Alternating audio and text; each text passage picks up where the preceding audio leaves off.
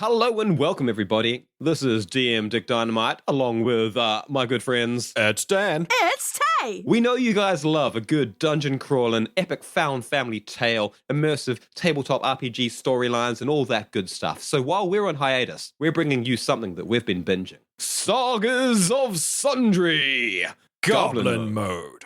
Goblin Mode. Sagas of Sundry, Goblin Mode, is the latest actual play narrative fantasy series from Geek Sundry in partnership with Realm. Using the popular tabletop RPG Dungeons Dragons, Goblin Mode tells an ever-evolving, improvised story full of magic, monsters, and mayhem. Goblin Mode is not your traditional fantasy story. These aren't the mighty warriors who would be called to a tavern by a mysterious stranger. Rather, these characters would be mere crossbow fodder for a group of actual intrepid heroes. Led by a cast of incredible storytellers, Goblin Mode tells the tale of a trio of hapless minions, a goblin and two skeletons, toiling their days away in the service of an evil necromancer. Well, yeah, but hey, what are we actually about to listen to? When a band of treasure-hungry heroes attack the dungeon they once called home, these poor, unfortunate souls wind up trapped in a pit. Sound familiar? By the time the dust settles, everyone they knew is dead, their old lives are gone, and their home is under new management. Will they seek vengeance? Will they realize there's more to life than the cave allegory they lived in? Will they become the hope that the world needs to stop its impending doom? Find out for yourself the very first episode of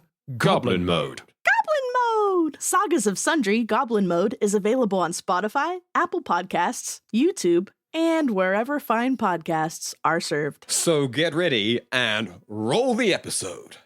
Hey, I'm Ryan Reynolds. Recently, I asked Mint Mobile's legal team if big wireless companies are allowed to raise prices due to inflation. They said yes. And then when I asked if raising prices technically violates those onerous two-year contracts, they said, "What the f*** are you talking about, you insane Hollywood ass?" So to recap, we're cutting the price of Mint Unlimited from $30 a month to just $15 a month. Give it a try at mintmobile.com/switch. $45 upfront payment equivalent to $15 per month. New customers on first 3-month plan only. Taxes and fees extra. Speed slower above 40 gigabytes. See details. Hey everyone, and welcome to Sagas of Sundry, Goblin Mode. I'm Amy Vorpahl. I will be your dungeon master throughout this campaign, and I'd love to introduce you to the folks we have here at the table who will be playing our minions. Hi, I'm Jason Nguyen. I'll be playing a goblin named Tippy. Oh, hi, I'm Danielle Radford, and I am going to be playing a skeleton named Busy. I'm Dan Casey, and I'm also playing a skeleton named Phibbs. Ooh, all right, well, without further ado, I think it's time that we part the veil of reality. Ooh. We are no longer in a really substantially gorgeous and mossed set. No.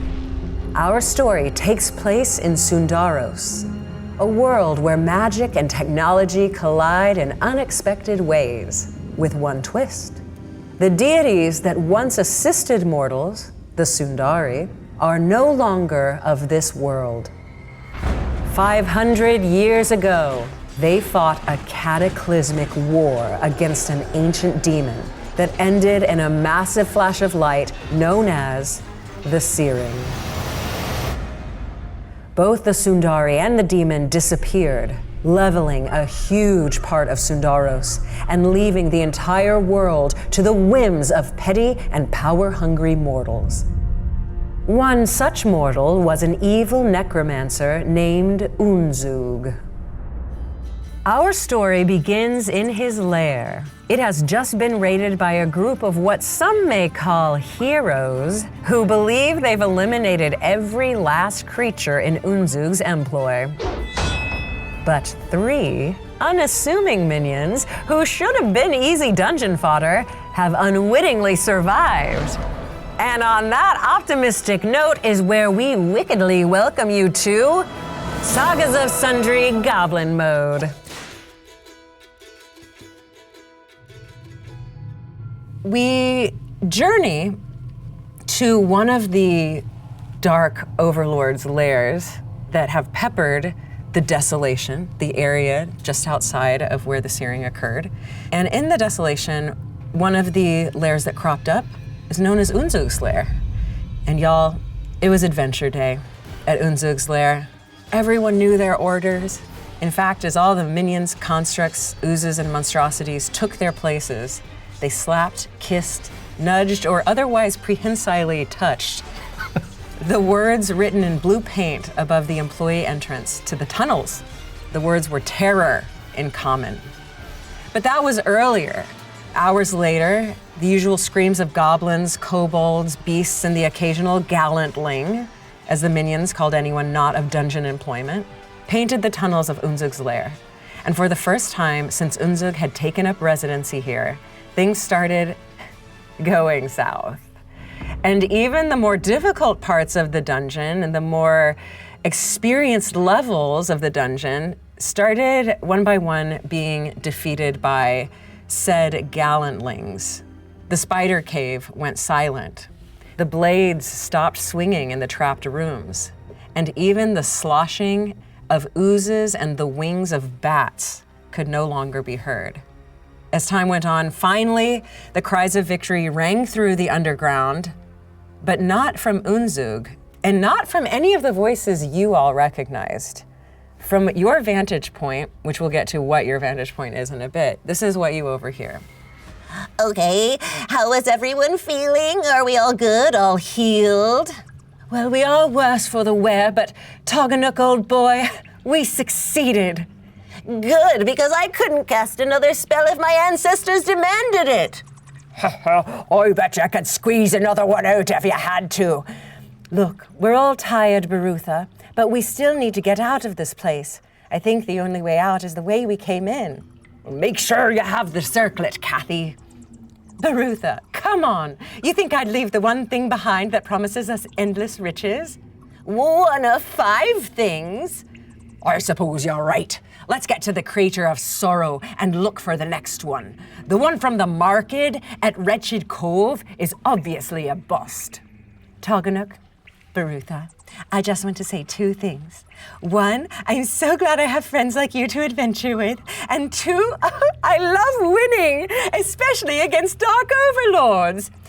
Yes, for the Yesterdusters! And they all hoot and holler, the Yesterdusters, the Yesterdusters, as they journey freely out of Unzug's lair.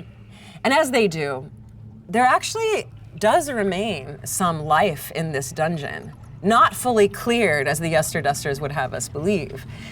3 minions were left listening to the sounds of the joyful decimation of their worksite for the last 5 years, but having stayed silent after falling into a pit of spikes that one of them disabled on the way down, we find these 3 survivors along with an illusion of roaches crawling over the floor and walls. So at the very, very bottom of a 40-foot pit, safely and still alive, or unalive. Let's describe who we see. So at the bottom of the pit, definitely covered in sweat, so scared, in a corner, is Tippy.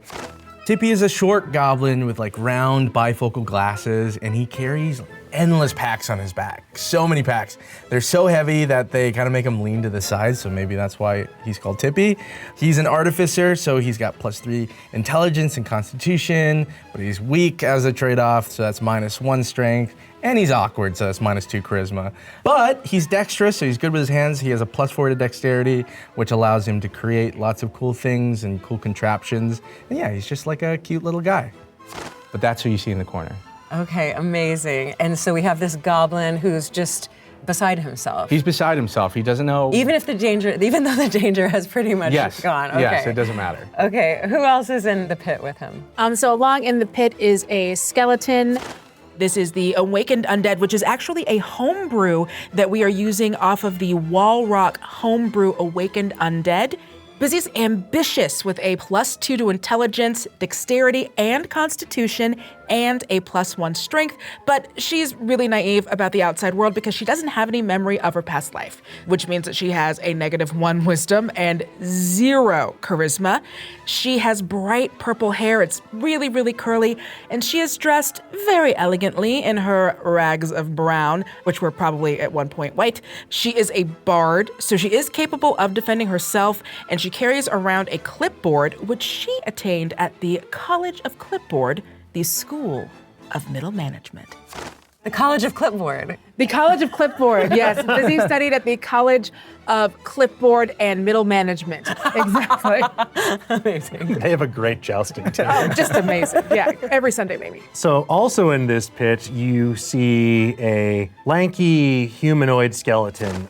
So his name is Phibbs, and he's currently dressed as a soldier who has apparently lost many wars.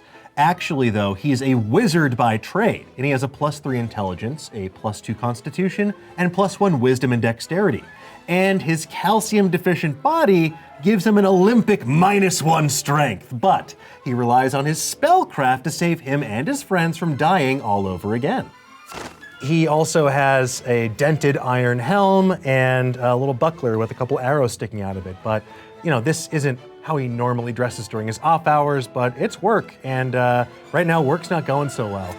Yeah, it isn't. As you know, Unzug's Lair has been around for hundreds of years, way more before your undeath began, and way longer before your true life actually began. Right. You all have been working here for the better part of 5 years, and this is the first time. This shouldn't have happened. It's almost bizarre that the fall of Unzug's Lair is today. At the top of the pit, just above you, there's almost a sound like whoo, as wind blows over the surface of it, like if a person's blowing over an empty bottle. Whoo. Other than that, you can't hear anything. I never realized it would be so beautiful, the music of the dungeon. I'm never down here, so it's... Have you guys ever heard this song before? Oh, that's nice. That's actually... Oh, that's a fantastic melody. You guys, that's not a song. It's danger. Can you hear it? We gotta get out of here. Well, I agreed. We should not be at the bottom of this pit, especially when gallantlings are gallivanting about the dungeon, but... I swear I set this trap, and I don't understand how we got here, but... Phibbs, let me climb on your shoulders. Oh, okay. So go ahead and give me... I just know that you know this. I know this, You okay. know this, Tippy, that on the way down, you were all doing your various chores around the dungeon, things like walking back and forth, rattling, screaming, causing just general terror. Classic. Keeping track of where they were in the dungeon, alerting others, walking by, creaking. Look, you know the drill. You were all doing that. And then things got a little real, and as you were walking away, all three of you, friends for the most part, fell into this pit, and on the way down, Tippy, you knew that this was a spiked pit, but being an artificer and knowing the intricate machinations of the dungeon, you were able to flip a switch on the way down, knowing that there were switches to flip. Okay. Kind of so this all is around. one of my traps, maybe. It was one of the ones that maybe, Yeah, you did I some worked maintenance on. Right, Mhm. okay. Yeah, so at the bottom of the pit are illusions of cockroaches, which you all know to be illusions, and even though you are very aware that they're illusions, they're still there. Do with that what you will. But you also know that, there are little trinkets and ways to mess with the mechanics of this pit. And does the pit, is it a straight drop down? Is there no way, what do the walls of the pit look like, I Yeah, guess? the walls of the pit are peppered with stones, but for the most part it's mud. This was a dug pit. You also know that just below this pit is the spider cave. Got it, okay. So it's not an unending pit. You're on the floor of it, but you could potentially dig through and fall through the ceiling of the spider cave. Other than that, the switches themselves are almost like the length of a tip of a finger. You could maybe climb up that, but it would be very difficult. It'd be very difficult. And Tippy is 4 feet tall, so... Busy is probably about just average, Yeah. about 5'6", somewhere around there. So Tippy, knowing this, starts picking up the soil, even though there's illusionary cockroaches, making sure to avoid them because he doesn't like touching You even... can't. They're everywhere. They're everywhere. It's Oh my God. We're talking the mummy. So, all right, so Tippy, even though he knows it's fake, is very trepidatiously going to the soil and feeling around in it. And Tippy looks up and goes, okay, this is one of mine. Don't know why I didn't get an alert when it went off and we fell in, but I feel like under us there's gonna be another, we usually layer these things, right? It goes spikes, spiders, lava, all sorts of stuff. we could dig through the ground and get out, or we could go up, but I don't think we're gonna make it up there. How high up is it again? 40 feet. 40 feet. Well, I don't know. I got some of these bones I'm not using right now. Could we make a bone ladder? Yeah, you could reassemble yourself. And as you're digging, you do notice that the spikes that you disabled are still in the ground. Right, okay. Well, we got two options. I feel like we could dig through the ground, but there are spikes and they could kill us, or we make a bone ladder, which I don't understand quite the science of. Well, look, you're the artificer, so clearly we defer to your engineering expertise. And it won't, let's say, I don't know, end your life, maybe? Well, you can't end that which has already been ended. True. You just restart. You just don't break my head, but we could put it together and make a ladder. How big are them spikes? What are we talking about for the spike size? How big are the spikes? About 2.5, 3 feet. 2.5, 3 feet. When they shoot out of the ground, do they provide a momentum type boost? Could they launch us up, or would they just they're instantly violent. murder us? Yeah, violent murder spikes. They're designed to instantly kill whoever falls on impact. Is there a place that we could maybe stand where if we put the spikes on, then they'll just be there and we can kind of hop around them, maybe use them for some extra leverage? I think so. Is there a space between the spikes, or are they tightly packed spikes? They would be fine, the skeletons. You might not be. Okay. I mean, I know we're looking at a 5-foot square, but yeah, I think spikes could go through certain areas, air holes of skeletons that they can't go through. What if with I was on the shoulders of one of the skeletons and the spikes hit them Ooh, first? what if? Okay. Should we see? Hear me out. Here's my plan. I'm made of goblin flesh that's prone to bleeding, dying, all sorts of stuff that So you guys, cool. yeah, you don't have to So worry cool. about. So much fluid. Let's just say I don't know, climb on top of your shoulders, hit the switch, spikes go up. You maybe take the spikes straight to the bones, and then I'll reassemble you after, and then we'll dig through the ground. Oh, there's a switch. There's a switch, yeah, there's a switch. I could launch my head as well if that's easier. Well, I'm talking about when we hit the switch, the spikes are gonna go up, and me being made of goblin soft flesh, it'll maybe kill me. Yeah, it's not good. Yeah, we're gonna need all three of us to get out of here. So yeah, no, I am on team. Let's do it, at least that way we don't have to worry about the spikes. Right. I would like it so that I wanna be prepared for spikes. I don't wanna be surprised by spikes. All right, let's do it. I'm gonna get on you. And the goal is to... The goal is to climb on Phibbs's, maybe using both Phibbs and Busy, make a sort of bone body shield for myself for when the spikes go up. Hopefully it doesn't hit me being the soft, squishy goblin, and it hits my bone friends, and maybe I can reassemble them if they get hurt. Sorry, are you trying to launch out? Or no? I'm trying to just turn them on so we can see them where on. we can Great. dig through the ground so we don't accidentally dig into a spike and die. Yeah, so let's roll. So how many, are you both of y'all supporting this goblin? of course, Yeah. We're Okay, supportive. cool. Then I'll All just... of my 8 strength, yes. 8 strength, oh no. Okay, both of you... Same. Both of you give me an athletics roll. Oh, the thing I'm known for. And you're small, you're little, and Yes. they're hefty skeletons, so I'll say this is DC 12. Okay, you guys got this. Shockingly, I do got this. That's a 19. Wow. Oh, good, because I only rolled a 5. Only rolled a 5. Okay, great. Okay. Well, Tippy, you're going to tip once more. Okay. So both of you are holding him up, but you do need to give me an acrobatics Okay, roll just to stay. I will give you an acrobatics roll. Give me 1 second. That's gonna be a dirty 20. So. Oh, nice. Yeah. Okay, so yeah, Sprightly both of you are goblin. doing like some cheerleader stunt work, and yeah, he's doing acro yoga on the top of you. That being said, yeah, he's still just too heavy. You might have gotten the side of his body that has the packs, the hefty yeah. packs, and so you just couldn't hold up all this excess metallic weight that he's just burdened with. You kind of drop him. However, you're able to just secure him with one firm handhold, and with your acrobatics, you're precariously balanced on atop of Phibbs's hands, but you are, I mean, and you do look fairly elegant. Great. So I'm just like, I've hit a 10 on the gymnastics. Yeah, I would say it's a little bit wobbly just because you do Okay. have that pack and you have less support, but yeah, you're not gonna get stabbed by. And the switch, Spikes. where is the switch? Like, do we have to hit the switch? Yeah, from- it's on a side of the wall, and I would say, yeah, at It's this reachable. point, yeah, it's reachable. All right, guys, let's see if this works. And then I slap the switch. Yeah, ka-shink!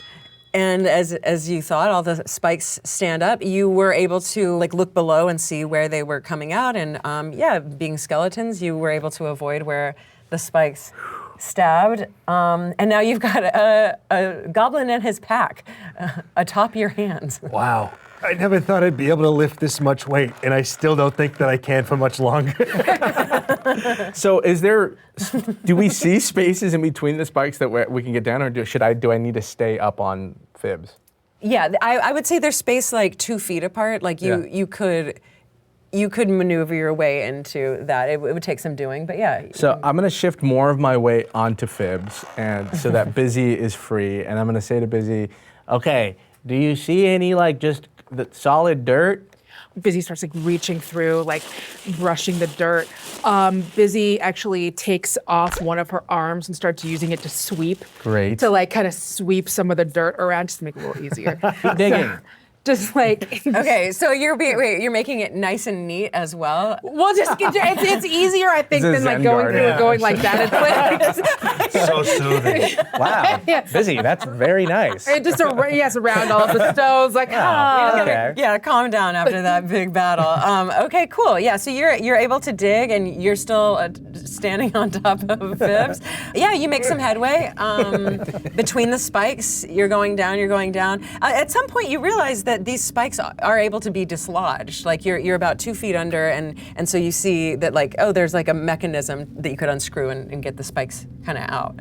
Okay, so I can actually take the spikes off. So I'm gonna take this one off. I'm just gonna go in and just really quick, Perfect. So yeah, I go in, kind of Be digging around. careful. I'm always careful.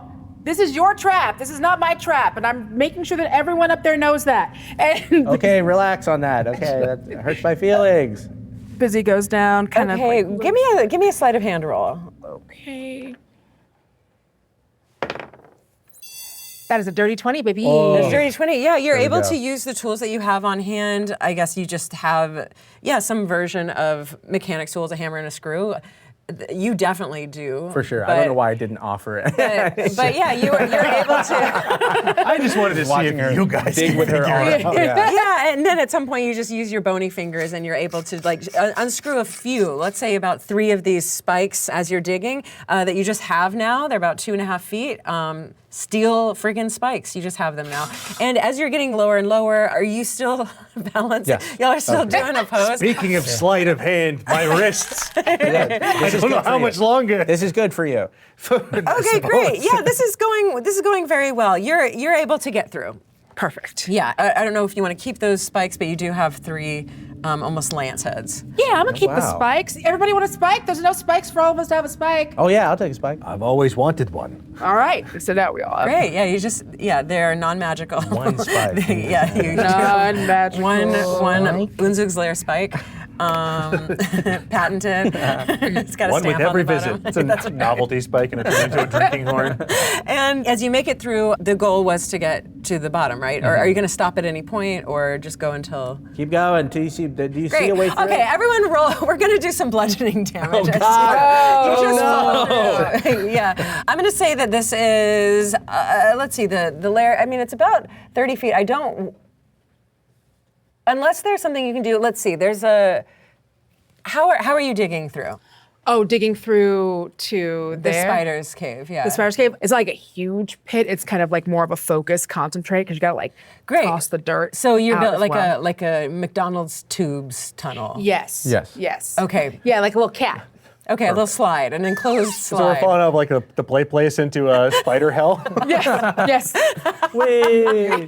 That's it. Okay, but so it's one at a time, up. Yeah. It's just kind of dig, go through. look Okay, around. I'll give you. Let's get to that. She makes it through. She sees the surface. The ever bright blue gems light up from below, and you see that there is, in fact, a spider's cave below you, and the floor below is about 30 feet. Okay, we got spiders. We reached the spider pit. Everyone roll a perception check. Okay. Oh, God. Okay, that's a 14 for me. 15. 0. What? 0. Rolled a I 1. close my eyes. She's blind. I do not look. I fall on a spike. I choose not to perceive. Yeah, I rolled a 1, and my perception's -1. Wow. Okay. Fantastic. Well, everyone else, It doesn't look like anything to me. Yeah, I see something. Bibs and Tippy, Yes. you immediately recognize that nothing's going on in the spider pit. Oh, okay. So like the bright light you were talking about is like hitting me in the eyes, so I can't see really in there. Well, I love that excuse as opposed to you, willingly just like took a nap. I do not see. I do not understand. Yes, Boring. I got through. Everyone carry me on a palanquin now. You know that, especially you, Phibbs, who has visited Bloodweaver many times, know that this place should be scurrying with little pitter-patter of face spider feet, even their eyes, many eyes blinking all at once, the way spiders just move and breathe, creaking of their webs. And it's like, it's nothing. Like, there's nothing happening here. It's sad, actually. Like, there should be life here, and there just isn't. Geez, I wonder if they're on like a field trip or something. Usually there's like thousands of little baby spiders in here. I don't know, I can't really count them, but I usually go by the eyeball, but there's nothing. Busy is like checking her clipboard. Like, I didn't see that there were any outside excursions planned. I'm not seeing any missions or. Would I know, as like somebody who does trap maintenance, that this is like somebody would have had to tamper with this trap to not make sure that the spiders weren't in there? Or like, I'm just going to tell you, what happened was 3 adventurers came through and desolated For sure. the place. Would Tippy know that? Like, Would Tippy know that? This has telltale signs of wanton murder. It's like glorious purpose. I feel like a lot of glorious purpose happened here. I guess, look, Tibby, you sound like a logical dude. Yeah. And so you're not just going to take things at face value. Obviously, the adventurers left whooping and hollering. They were so happy. But if you had to guess, the spiders, 1, could be very dead. 2, could have escaped almost the way you guys, went out of Dodge from the adventurers. 3, maybe laying in wait. Or 4, they've been kidnapped. oh no. Or fill in the blank, multiple choice. Yeah, you might not take at face value that these adventurers just wiped them out with one fell swoop. Okay, so Tippy processes all this and he looks down and he looks up at Phibbs and he goes, "There's just supposed to be spiders down there. I know. And because there's not, they could still be down there." Invisible? Right. Oh my God, that would be genius. Right. So I suggest we go down carefully, cautiously. We don't want to step on any spiders if we can't seize them. Right. So I suggest maybe you go down first. Okay. That's fine by me. Okay, so the tunnel that you've dug is about maybe 5 feet that you're able to get down, and so only one of you can fit at a time, and you will be falling about 30 feet. I have a rope. Does that help? Does the rope help? Rope helps, right? Oh yeah. I go, would you like a rope? Sure. What do I do with it?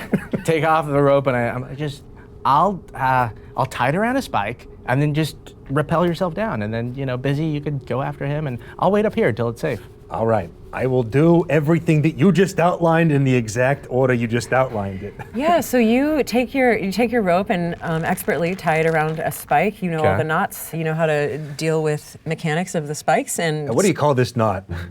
Oh yeah, this is a gobby knop. Oh, gobby knot? Gobby knot? We call it a gobby knop.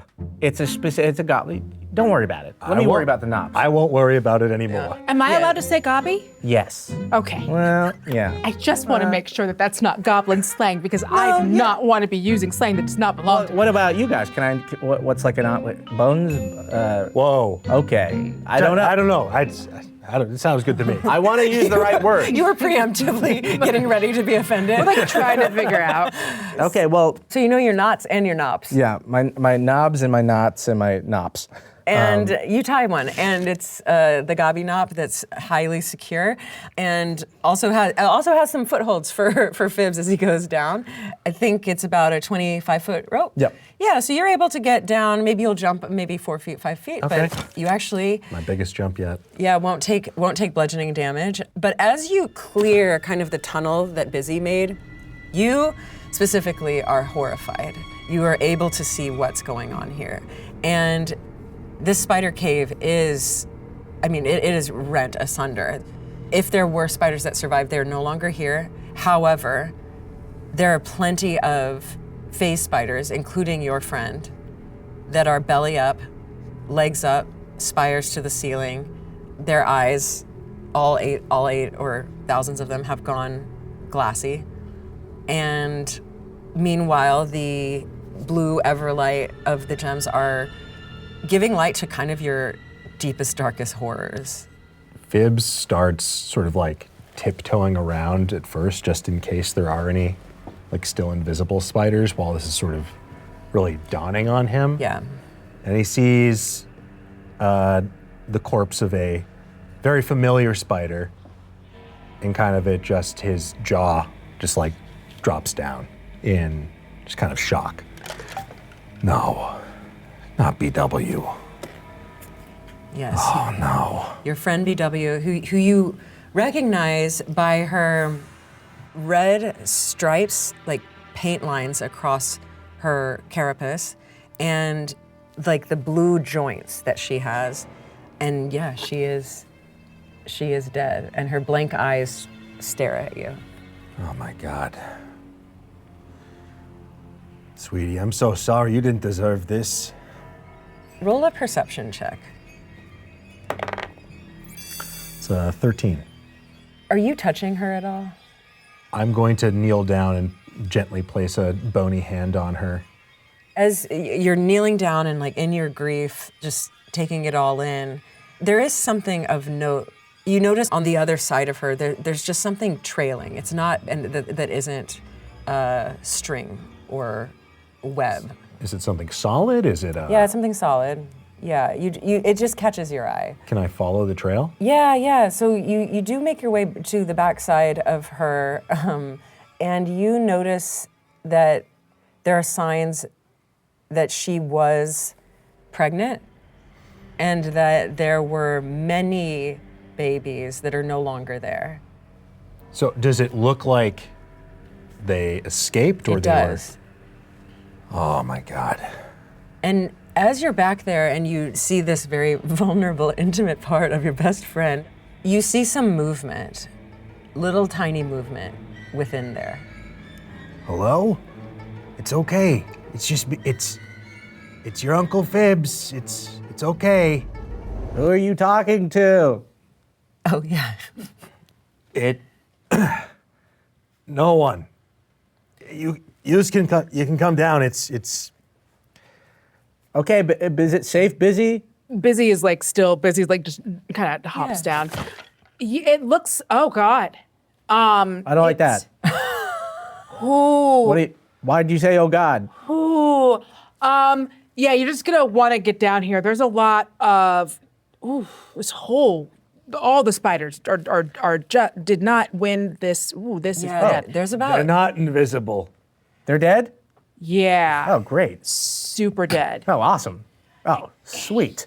I'm gonna climb down, like super stoked that they're dead. Never liked these guys. So yeah, you all see about 3 big, giant phase spiders, huge ones, and then you see, and they're dead. Don't worry. and then there are about 9 like medium-sized dead ones. You also see one of your friends like crying skeleton tears next to one of the big ones. Fibs, what's going on over there? They killed her. Were you guys close? Friends? Lovers? Was that That's my friend. Friend, okay. Okay. This is my best friend. We would talk for hours. She's the only person who took me seriously. I can't believe Unzug would let this happen. I knew it was possible, but I didn't think it would happen. Busy like looks at is there something moving? No, don't say that. I hate that. What's moving? Yeah, you're able to see it too. Busy, what are you doing? Oh, you speak spider.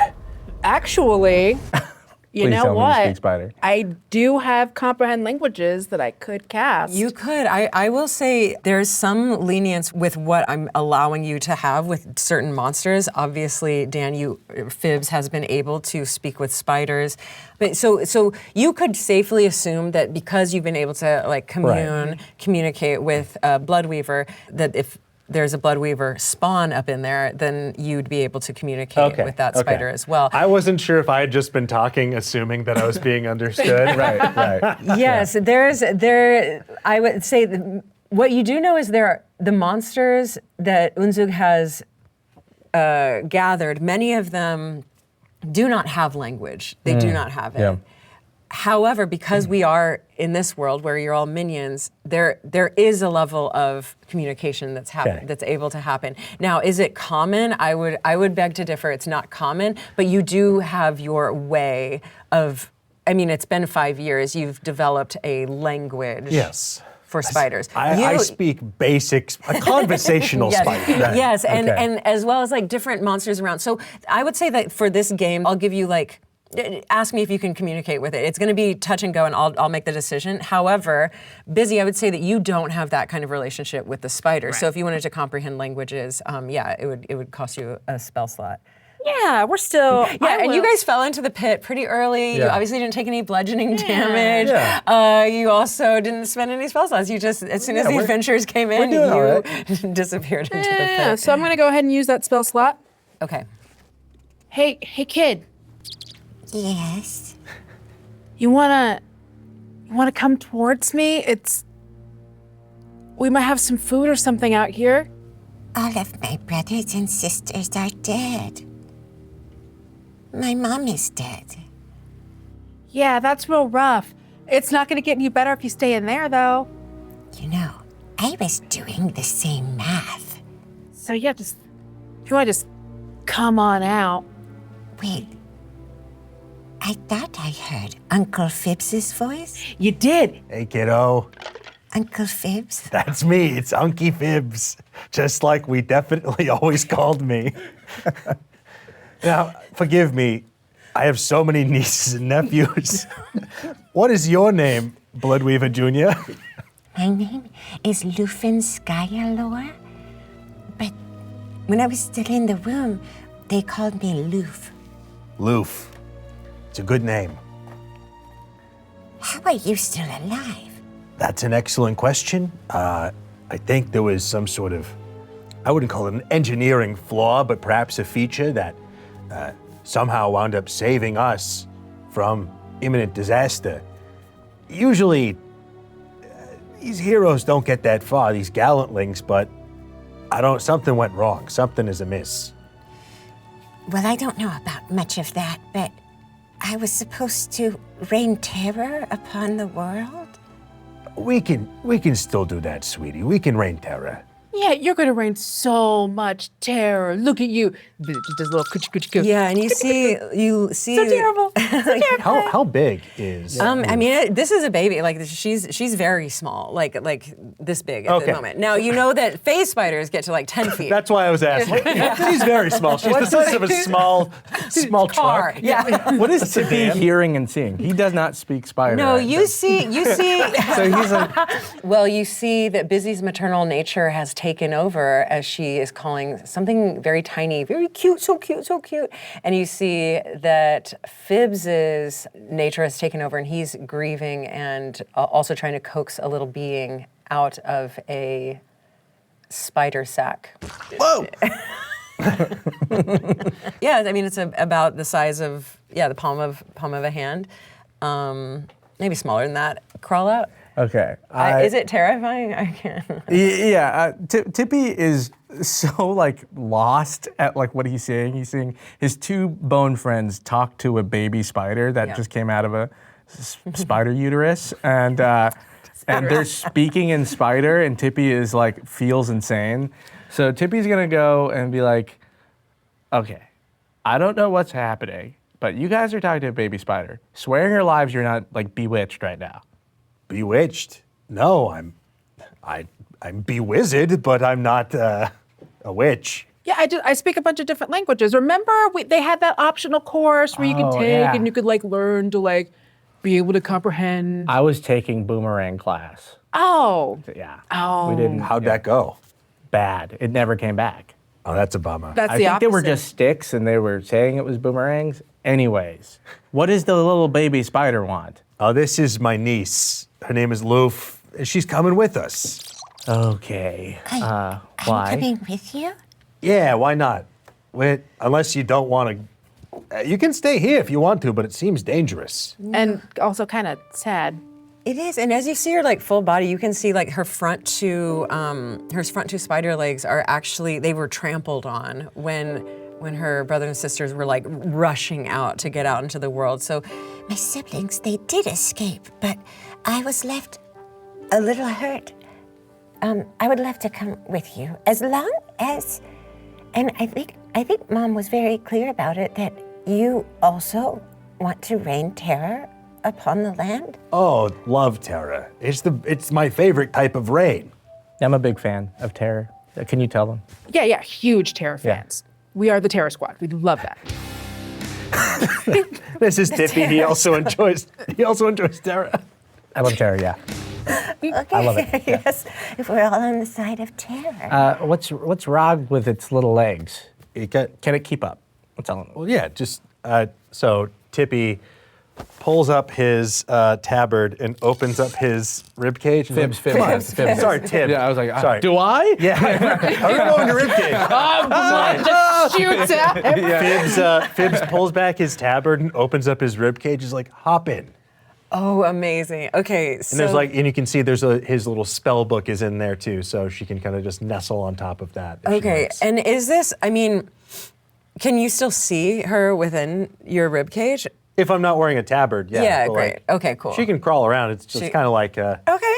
It's kind of like a play place for spiders. Okay. Oh, amazing. Like jungle So- gym. Yeah. Like all Okay, those so little- you put her in there and you hear You can hop in squeals. my eye socket if that's what you prefer. Yeah, squeals of delight, and she does come out your eye socket, kind of looks around, Oh, crawls back that's in. great. That's so crawls- terrifying. I love that. Yeah, out of your mouth, in your mouth, out of your jaw, Whoa. ear hole, dancing all around your head. It's weird. I can feel it, but I can't. Yeah, she does sprints up and down your entire body. Hey, keep it down in there. It's like ASMR. And for the most part, yeah, she seems very sprightly, new, freshborn energy. And She says, well, I hope I don't get too big so that I can continue riding inside you. Well, that's a bridge we'll cross if and when we come to it and my bones explode like some sort of cartoon closet where too many bones are packed in. Will you tell me about my mom? I would love to tell you all about Bloodweaver.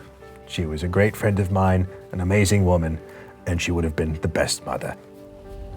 Okay, as touching as this family reunion is, we gotta get the hell out of here. Hey, that's a great point, Dan. Okay, so Dan, I'm gonna say you can take Loof as a magic item, and what she'll do is, as long as she is playing along, visible, alive, all of that, you get a +1 to charisma abilities. Hey. Sorry, She not whispers what to say. I'm being rat-tattooed by a spider. Yeah, but sorry, not deception. So persuasion and intimidation, and then general charisma. Cool. And then she also will give you a +1 DC to spells that require charisma saves Okay. for the other person. solid. That's amazing. And you can, for free, communicate with her. Great. Yeah, we'll say in you, common. thank But okay, where to next? So as if you're looking to Yeah. leave, this Looking around, looking seeing- around. Yeah. So this is. You know your way around the dungeon. I would say Fibs knows this part of the dungeon a little bit better. This is probably like kind of on the 8th floor of the dungeon. And so you guys were on the 7th floor. When you heard the adventurers leaving, they were closer to the top, but the echoes throughout were really, really noticeable. This kind of cavern takes up a lot of the 8th floor of the dungeon. And so I would say it's about 50 feet in diameter. There are more levels down, about 3 more levels down, so it's an 11-floor dungeon, and then about 7 floors up. To get out, there are kind of 2 ways. This floor kind of goes in a circle, and then there's not a way down from this area though. Is there a particular area that either of you are looking to explore? I think at this point, Busy just wants to, we've been decimated. Busy kind of just wants to get out of the dungeon, I think. Okay.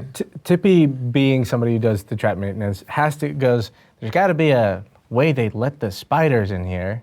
And I'm looking for some, spider handler, like door latch, some switch, any sort of thing. Yeah, where they come in with the bucket of fish. Yeah, somebody had to have fed them stuff, right? Okay, so what are you looking for? I'm looking for any sort of door latch, maintenance door? any sort of way Fibs would know. Fibs would know where that is because he comes in and visits all the time. So just use the visitor's entrance. There's a visitor's entrance. Yeah, it's right over here. Let's go. Okay. Okay, so you're gonna go the back way, not the way the Gallantlings moves through the dungeon. We want to go the back way. Awesome. Another thing you know about Unzug's Lair is the reason that adventurers come through is it has a renowned, ancient, powerful circlet, like a crown tiara thing that is coveted. And Unzug himself, who I would say you've only seen really in passing. You're not the kind of minions that he recruited, talked to, wanted. Okay. Sorry. Well, you are video game code. So you were just wrangled in, kind of dumped in, given a job, and then the main job was to evoke a lot of terror for the adventurers who did come in. But in passing, you have seen him, and he is stately, berobed. He's an elf, still has all his hair. A fetching man, as it turns out. I would say you've never deigned to talk to him, and he doesn't even make an appearance often. So his lair is even deeper. So his lair would be on the 11th floor. Getting out of the dungeon would mean you would need to go up. So knowing our only way out is there's no way we're going to go all the way up to the top floor because we're so deep now. So the only way is down or whatever side access thing is. To get out of the dungeon, there actually is only one way in and one way out. I mean, I guess, so the only real way out to the surface would be, I would say, the 4th floor. The mountain itself has some floors as well. And would I know about any sort of mechanism that allowed people to travel, or whoever, Unzug himself or whoever, to travel between these dungeon lairs? You looking for an elevator? Yeah, I'm just looking for an elevator, transportation crystal. No, this dungeon is not. It's not for the faint of heart. So this is a very, for those adventurers to leave kind of unfazed and be that happy about it, they must be either extraordinarily high level or some deity must have given them some favor. It's great cardio. Yeah, they really did it. And to kill all the spiders, nothing in this dungeon, nothing in Unzug's lair is easy. Got it. No elevator for you. You might just have to walk. I break this news to the team. Look, guys, there's no better way to say it. We're in some deep stuff. Meaning we are literally deep in the in the dungeon. Yeah. Spiders are pretty low. Yeah, pretty low. Nobody should have really made it this far. Honestly, Spike should have taken them out, but as we know, something's wrong with that. And all the spiders are dead. So I feel like the only way, and I hate saying this, is down. All right. I don't think I've ventured much deeper into this place, so I'm excited to explore new horizons. Should we go see the boss? See if he's okay? You think he's there? Well, he's his lair. But he's actually there? Why wouldn't Unzug be in Unzug's lair? I didn't really actually think about that. Unzug could be in his lair. Otherwise, this place would be unzugged. But he's not gonna be mad at us. He's not gonna be mad at us. We didn't do it. He's got all of his people all of the little sycophants always surrounding him. Maybe when he sees that we're alive and he can see what real talent we can bring to a place like this, he'll actually be grateful that he's got a team of us who are able to go through all of this danger, save a baby spider, and then maybe he's in trouble, and then we can save him, and then maybe I'll get promoted, and he'll let me sit at his right hand, and then we'll crush our enemies below our boots, and I will get some paid time off. Oh, PTO. Okay. Wow. Somebody's got to work on their work-life separation, but sure, yeah, why don't we go see Unzug? He might be mad about the traps not working, but yeah, let's That seems just like try. a manufacturer's error. Like maybe they sent you faulty spikes. Right, yeah. You know, we'll just tell him that you disabled it when we started falling. No, we're not going to tell him I disabled anything. Tell him that we were falling, and then you were like, oh no, and then you fixed it so that we wouldn't fall, so that we could go save him. And then you look real smart. Okay. I mean, you got the spikes working again. They're deployed. And we have spikes with us. It'll be fine. We should go see the boss. Busy, like if Busy had a vest, she'd be like smoothing it over, like kind of like working her clipboard. Like, okay, Getting the curls all set. yeah, like just kind of like preparing herself for like, ooh, maybe I can give a performance review. Yeah. Ready to like go meet the boss. Yeah, you know that his inner sanctum is deeper into the dungeon. You're not met with any resistance on your way. There are dead bodies. There's actually a hallway that you're familiar with, Tippy, that is internally known as U15. It's just an area in the dungeon. And this U15. this is where your buddy Maxwell normally haunted. Oh, guys. Yes? We're in U15. Do you understand what that is? No. It's where Maxwell lives. Who is Maxwell? Okay, Maxwell is my best friend. He's so cool. He's an ooze. He's got a top hat. He's got a monocle. It's a bit dated, but you know, we don't talk about that often. He would know a way out because random things follow him in all the time. Keys, magic wands, like all sorts of stuff. Why don't we just go see what Maxwell is doing and ask him for help? That sounds perfect. And maybe he'll know if there's anybody else that survived because he's going around being all oozy all over the place. We can start getting the gang back together. He is a bit, you know, he's old school. Let's just say that. Yeah. I'm sorry ahead of time if he says anything bad. Okay. Okay. Right. He's from a different time. How long of a different time? Let's just go see him. Okay. No further questions on my end. Okay, so this potentially Really throw I was the other side of that bus, Amy. The secret of the ooze. He's an ooze. I love how much power players have over this. It appears Maxwell has been canceled. Yes. Episode 1, the cancellation of gelatin. So yes, you do make your way to that area. This will be maybe a floor deeper than the spider's lair, and this is just a tunnel passage that you know that Maxwell, the gelatinous cube, haunts. As you go, this is not surprising to you, maybe a little more surprising to the both of you, that it is just rancid. It smells awful. I mean, it's exceptionally disgusting. Love that.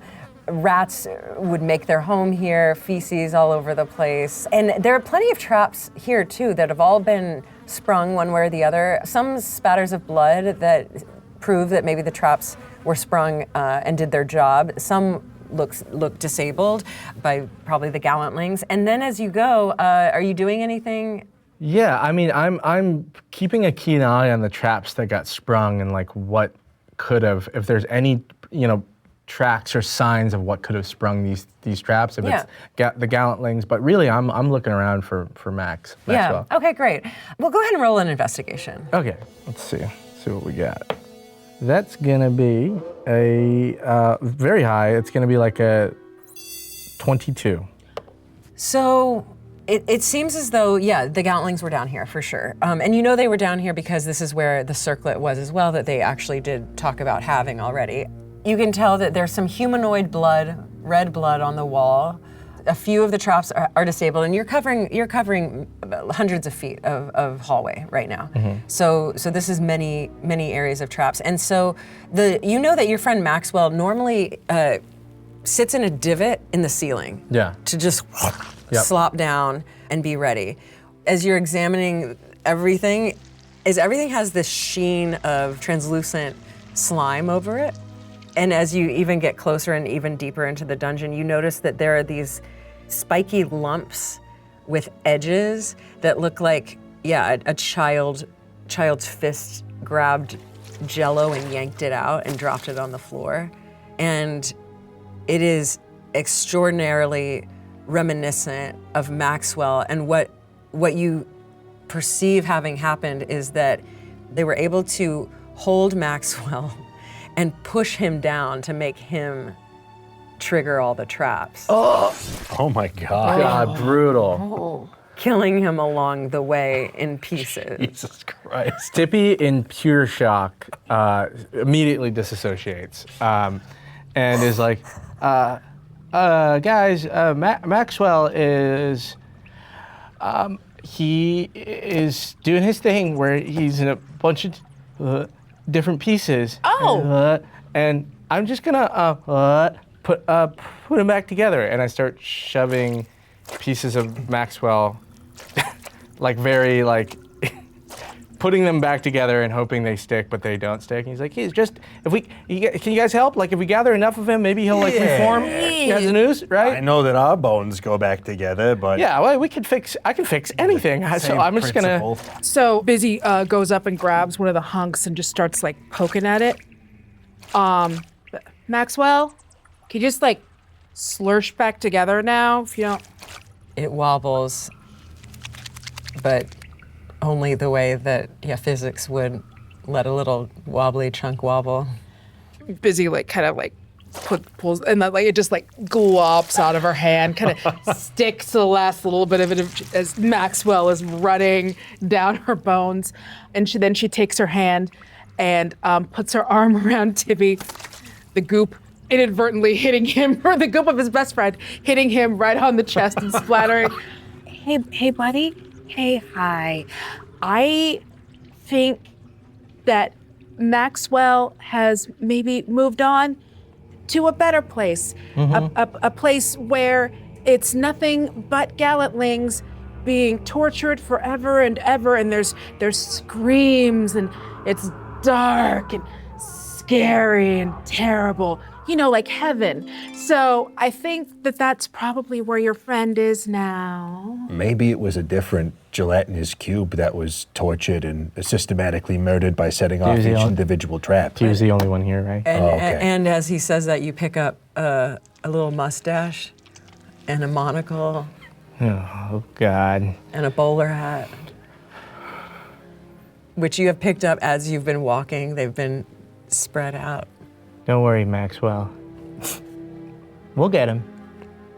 I'm gonna kill whoever did this to you. Because you were more than a mustache, man. You were a whole ooze. They're sick for doing this.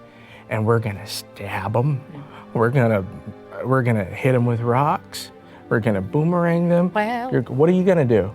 I'm gonna hit him with my bones. You're gonna hit him with your all bones? my bones. Whatever is most pleasing to my spider companion, but probably attack them. We're gonna kill them so hard, Maxwell. Are you going to drain them of their life force? I don't know what that spider said, but I'm about it. You would have liked it.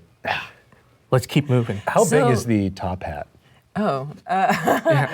an important question. Okay, so the gelatinous cube is like 10 feet. Never mind. So I'd say, but it was, if he's a gentleman, he's a gentleman. Let's give him a medium-sized top. How do you cut?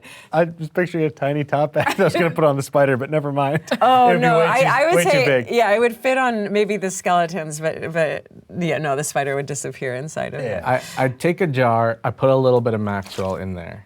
Oh, what? Okay. Yeah, I just for keepsakes. And I stash his mustache in there too. So it's Anything like a floating. else? No. We can rebuild you. And I bottle it up. And Okay. put it As in my you back. do, you bottle it up, and it gives off, it releases some air, and it burps a little. Maxwell? Maxwell? Nothing. He's alive. He's alive, guys. I've got a Maxwell still. So all that stuff I said about killing, stabbing, and just forget about it. Forget I said that.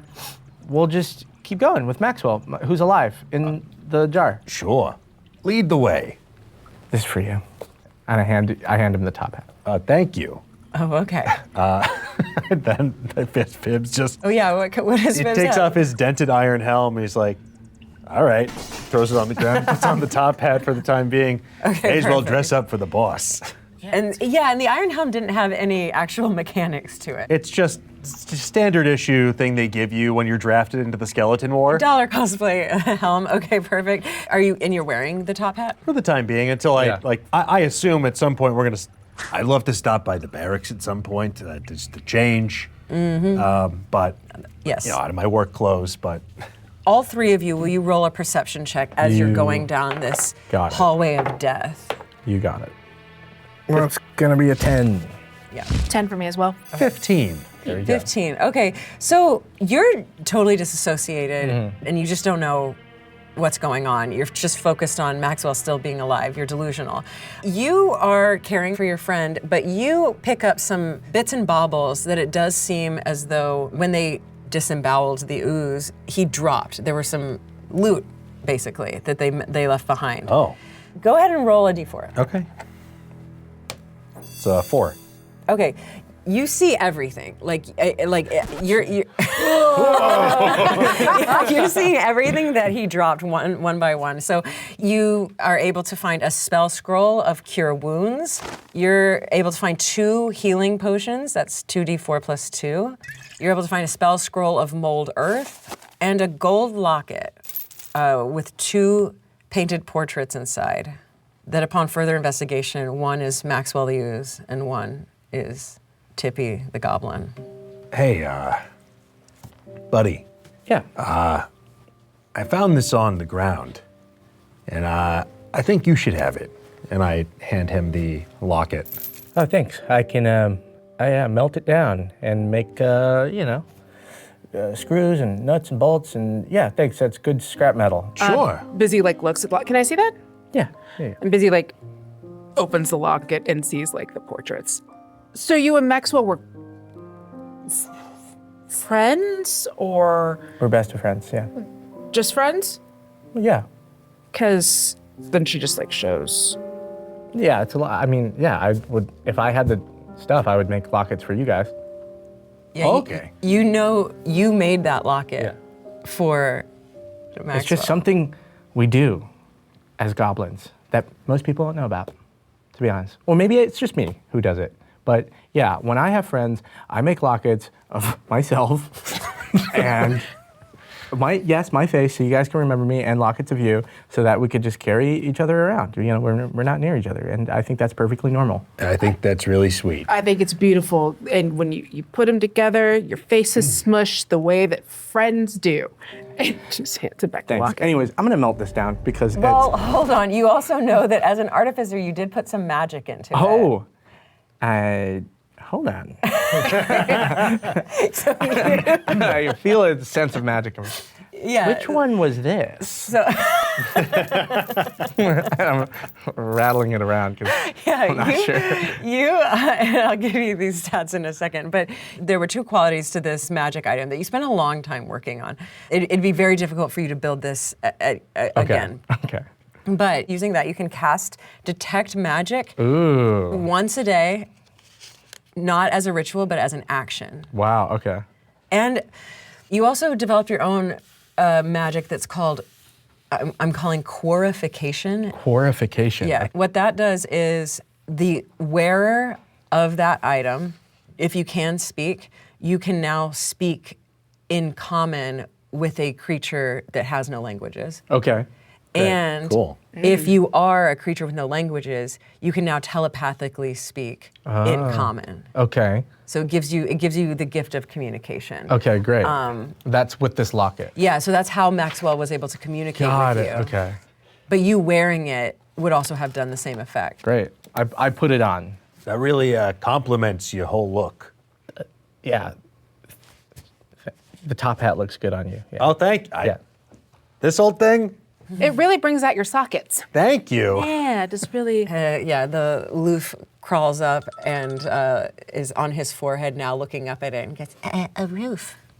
Can I hear it now? Can I understand? Oh, please? actually, yeah, you would be able to.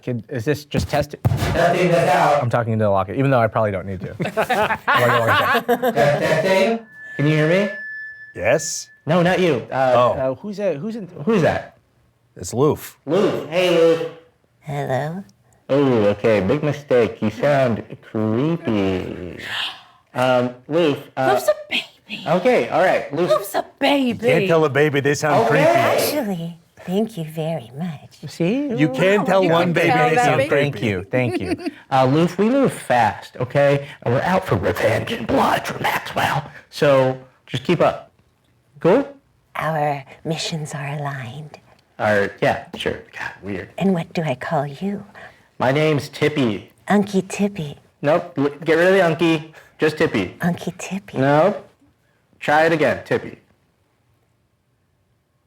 Tunky Tippy. Okay, all right, we'll do this later. Let's get out of this Maxwell murder hole. And I want to like keep moving, unless there's other things to look at. Yeah, and you want to head all the way down to Unzug's lair. Shall we? The only other thing of note might be the room that holds the circlet. It is not attached to Unzug's lair. It is Unzug's lair or his inner sanctum is even deeper. You know that the room of the circlet, your pal Ronnie is actually very tight with that room, like hangs out there. By the way, yeah. Yeah. We heard them talking about a circlet. We should probably. Yeah, I want to go check out the circlet room because I want to see maybe they left behind, some kind of clues or where they are. Because I think that when we go and see Unzug, we always want to present a problem and also present the solution, right? So we know what the problem is. Gallatlings came in and killed everyone. Solution, we go kill the Gallatlings. So as much information and other things that we can gather to bring over there, and then we can do it. We can do it like a compliment, like a little sandwich. Oh, so sorry, boss. It looks like everyone's dead. But on the other hand, so see, that way you're not just coming empty-handed. And Busy, you're sure he's not gonna just immediately death ray us for like not defeating the Gallatlings ourselves? And that is why we go with information about the Gallatlings. We start there and let him know, hey, those people that we're looking for, we know things, we're smart, and then not killing. And then me, big promotion. Yeah, the sandwich thing. Right, the sandwich thing. Yeah. All right, Busy, well, why don't you lead the way, and I'm gonna hang out in the back, maybe behind Phibbs, where he might not be able to see me right away, just to test the waters if we do see Unzug. Yeah, that sounds great, because I'm going to tell him you're here anyway. Let's go! Great. So you head to the room that holds the circlet, and it is a small room. This is actually in the dark depths of this overlord's lair with black stone and onyx highlights. This is a room that seems almost hopeful. Plant life surrounds all the walls, lots of greenery. There's a stone pedestal that is carved like a dwarf. She stands in the middle, and then above her battle helm is where the circlet rests. And as you walk in, it's almost like bewitched, like it's lit like sunlight, like maybe a dawn type of glow. But there is no circlet on the stand where it normally is. This also is where your friend Ronnie, the ghost, normally hangs out. Yeah, you look around the room. I mean, even if you looked for 10 minutes, like you wouldn't be able to find anything. There's nothing. I'm going to see if Ronnie is here. Maybe she'll have some explanation. Okay. Maybe she's seen something. Hey, Ronnie? Ron Dog? Ronalicious? Ron Vicious? There's no answer. There's no answer? Nothing. That's so weird. I wonder where she went. Can't imagine that they would have gotten her. I mean, she's not alive, so we can't really. Okay, well, maybe she'll come back. Do y'all see anything that we could use? Do you think this is a statue, or this is a dwarf that got Medusa'd? Oh my gosh. It's probably a dwarf that got Medusa. Oh my, how do we kiss it? Like, how do we fix a Medusa? True love's kiss. It's true love's kiss. That's how we do this. Is that? I've never heard this. I'm pretty sure it's true love's kiss. True love's I kiss. thought you just got permanently Medusa. No, you get Medusa. Everybody knows you get Medusa, and then when True Love's Kiss comes, and then you get unMedusa. Yeah. Right, of course. So it was a snake with little humans for hair that has to unMedusa you. Or True Love's Kiss. Or True Love's Kiss. I'm gonna kiss it. Try. Okay. I'm gonna kiss it. Try. Okay, So you've seen this statue the entire time you've been here. This has been here for 5 years.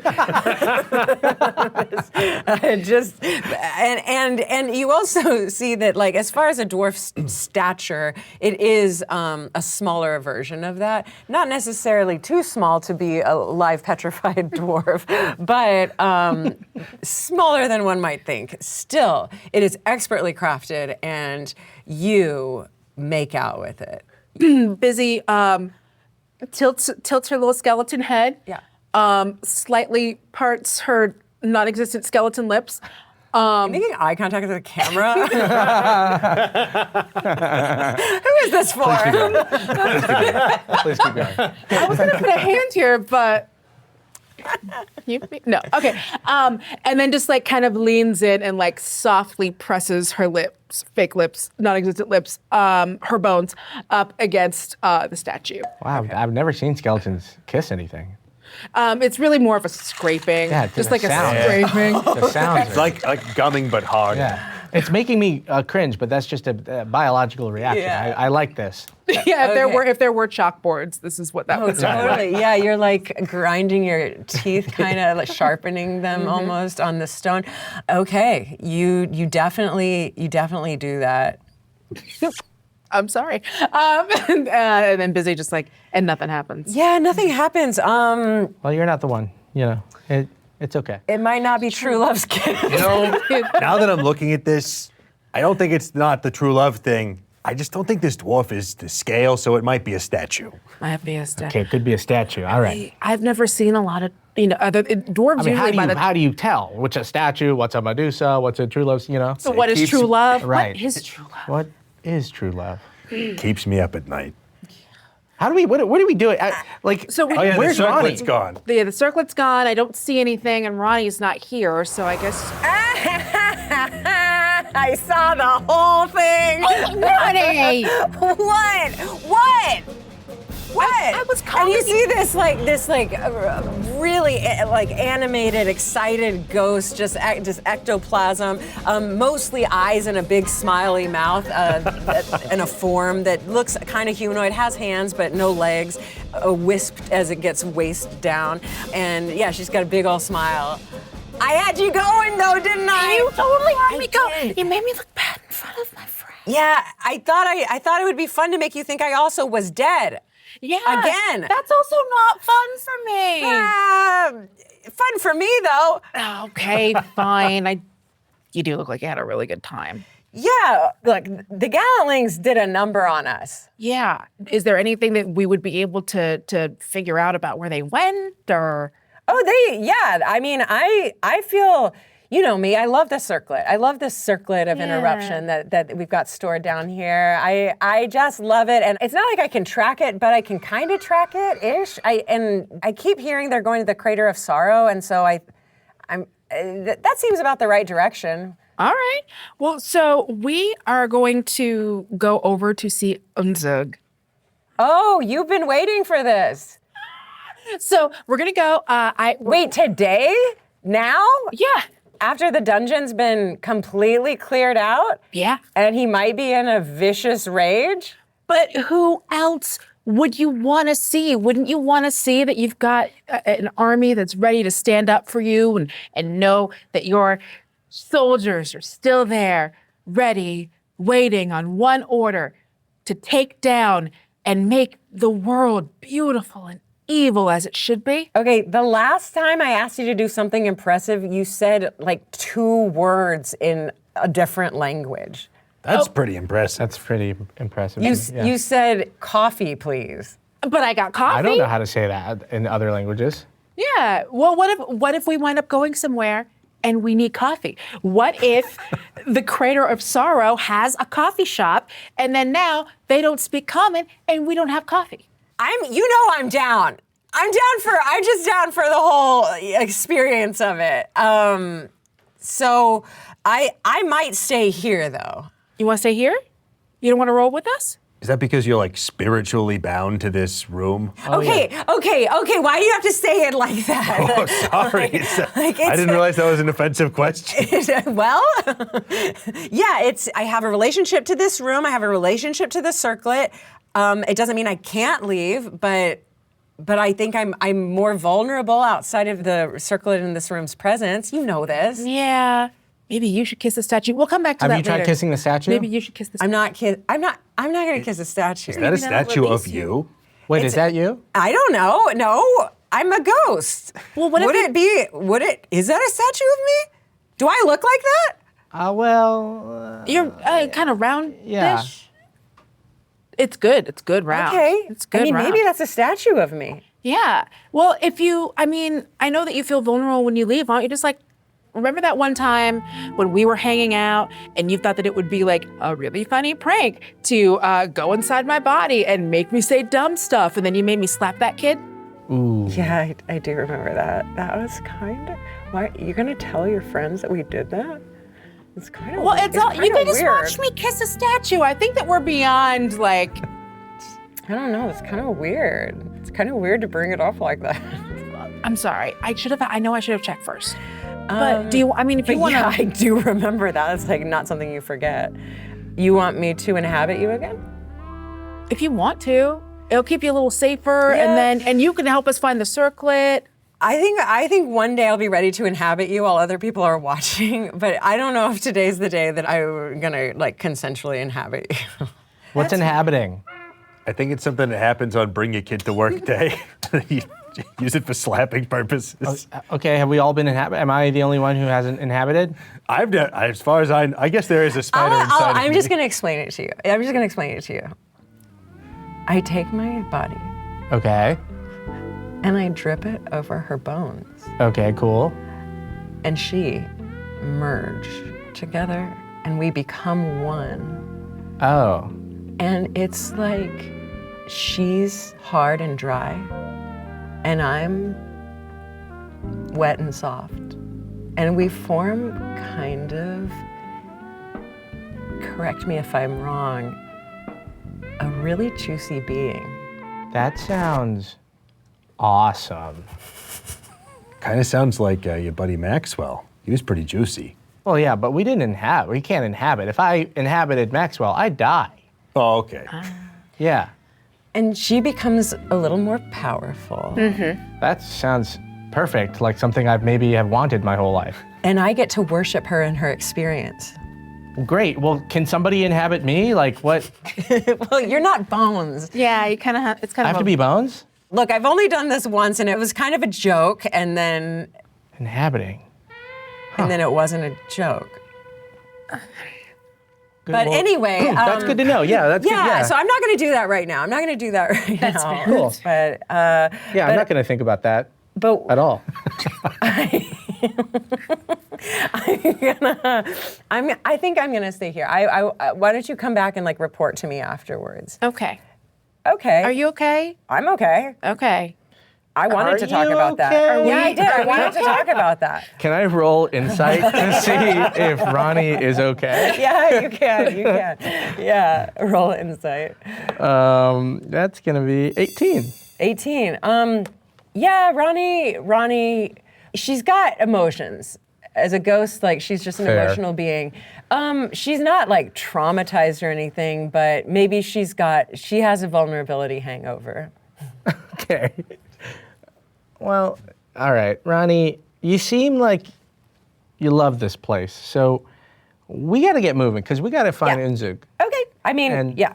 Is there anything else we should know before going to the boss man? Because Busy seems to think that everything's going to be okay. I just have a feeling that he's going to be a bit peeved at 1, 2, 3, maybe all of us. Maybe, yeah, I know a little bit more than you do about him, but not much. I mean, he keeps his inner sanctum really guarded. I can't even get through, even though I should be able to. Is there like a password or anything like we should know? No. I think you just kind of. I mean, there's a door to it, so you could probably open it. Do you knock first, or you should always knock? Knock. Okay. Can't just be we'll knock. polite. All right, Look, we'll the way Crandall Greckleworth always gets in is he whispers something to the door, but I have never heard You whisper that. something like a password? Oh. Is that what he whispers? Yeah, look, I'm not alive, so yeah, he maybe it's a spell, but maybe it's a password. Do you know what he said? No, I don't know. Okay. If it's a spell, maybe I can figure it out. Okay. If Crandall can do it, I can probably do it. Yeah, you know Crandall Grecoworth is this human guy who has lived too long. Like he's probably 250 years I'll old. say. Yes, and he's bald and hunched over, big guy, probably 300 pounds, hunched over. He's like 5'5", but yeah, just big, ugly, loss of teeth, no hair, no eyebrows, no nothing, and dresses in leathers and canvas. Just imagine like Leather Daddy Gargamel. I hate this guy. Yeah. All right, yeah. Yeah, drooling all the time, just like lots of moisture coming out of his nose and his mouth. My Gregor worthless. Yes, you would know that guy. That guy is kind of the operations guy for the minions in the dungeon. You would have had interactions with him. And I think, yeah, and your distaste for him is pretty dead on. But yeah, okay, so Ronnie's gonna stick around. You head to Unzug's lair, at least the front, his door, his inner sanctum door. Before we leave, Okay. I want to roll stealth for Tippy to sneak a kiss on the statue before anybody, but making sure nobody can see him do this. Okay. Yeah. Okay. This is gonna be versus y'all's passive perception. Oh boy. Oh boy. What's the? Oh no. Oh no. No. That's a nat 20. That's a nat 20. Okay. I thought the skull was a 1. I believe you, but the Jason. 1 is a 1. You see, Because it landed on a skull. It's just 21s right next to each other. let me see. That's a nat 20. I don't know if I believe you. It wasn't nat 20. I mean, I know it's a skull. I said, but oh no, where's because I thought one? the skull was like a crit fail, but it's a nat 20. yeah, you're I've got right. goblin dice, guys. Yes, that's true. A nat 20 versus your passive perceptions, which are not that. And yeah, you And that's full on succeed. In fact, you're succeeding so hard. They're like, I mean, this is conversation with Ronnie. Ronnie is, upset maybe a little bit, and you can do whatever you want. So to that as statue. everybody's talking and trying to figure out, what's the best pathway to go, I pretend to kick a rock and just smoothly fade into the shadows, right? And then I reappear from the shadows right next to the statue, and I sneak next to it and I go, and wait for 10 seconds, and then I'm assuming nothing happens. Yeah, nothing happens. I go, damn it. And that's it. That's all I want to do. That's it. That's amazing. I want to kiss it, and it's not true love's kiss. Yeah, you do. Yeah, no one does anything about that. You have that moment for yourself. Yeah. That was worth it. It was worth it. Great. That was Good. worth it to me. We all have Okay. to take moments for ourselves sometimes. Yes. So as Just had to y'all know. I had to know. are able to leave, Rodney's gonna stay behind. Yeah, you're making your way down some spiral staircases, down a flat tunnel that just gets deeper and deeper.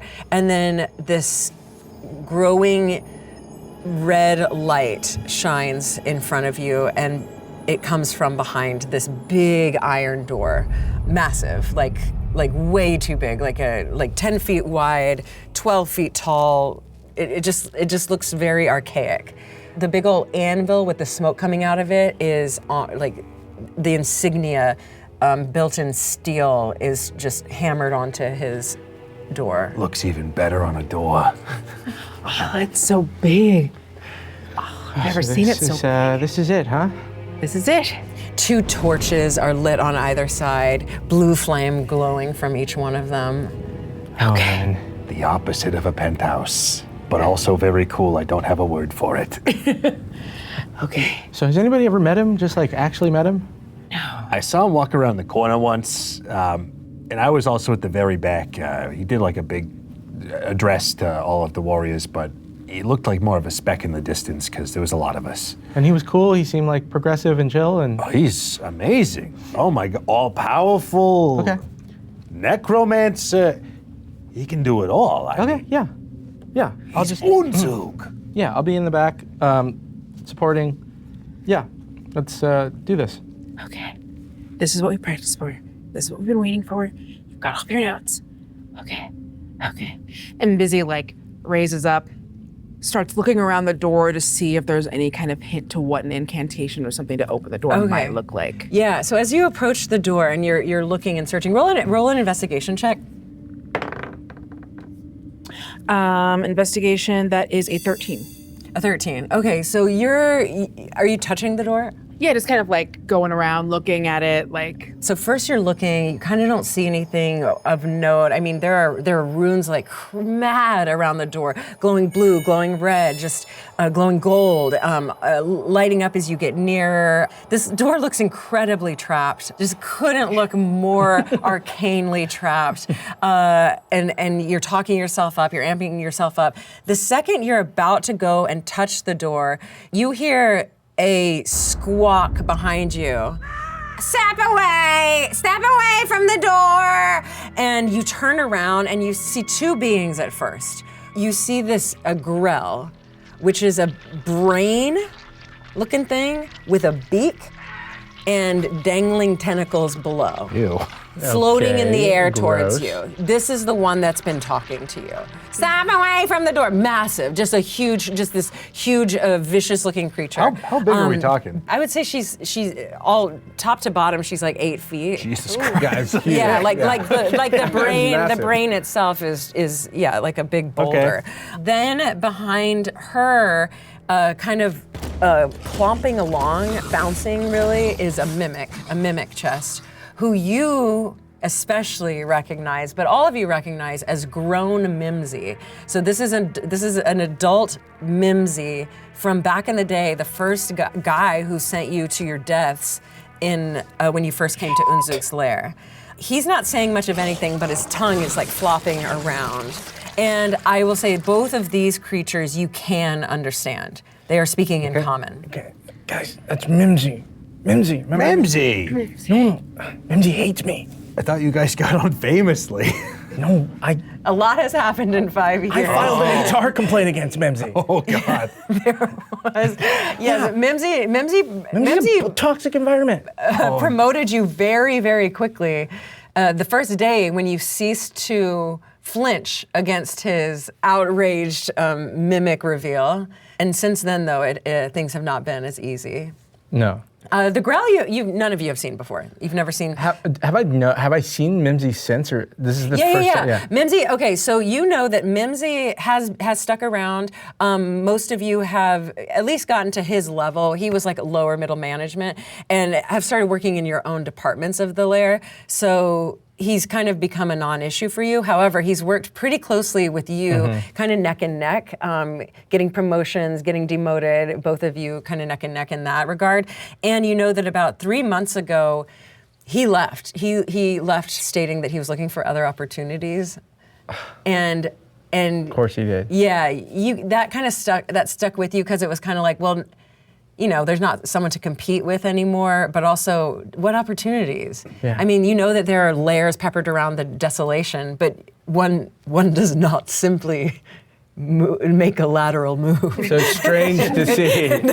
Why would you leave someone who's all-powerful? Because then the other people would have to be like semi-powerful. Right. So it's strange like to a see startup. Mimsy back here. Yeah. It's like almost, a startup dungeon. like I would say you specifically are pretty offended, especially since, you know, he became a pretty good mimic. You could have used him, you know? Like this dungeon got decimated.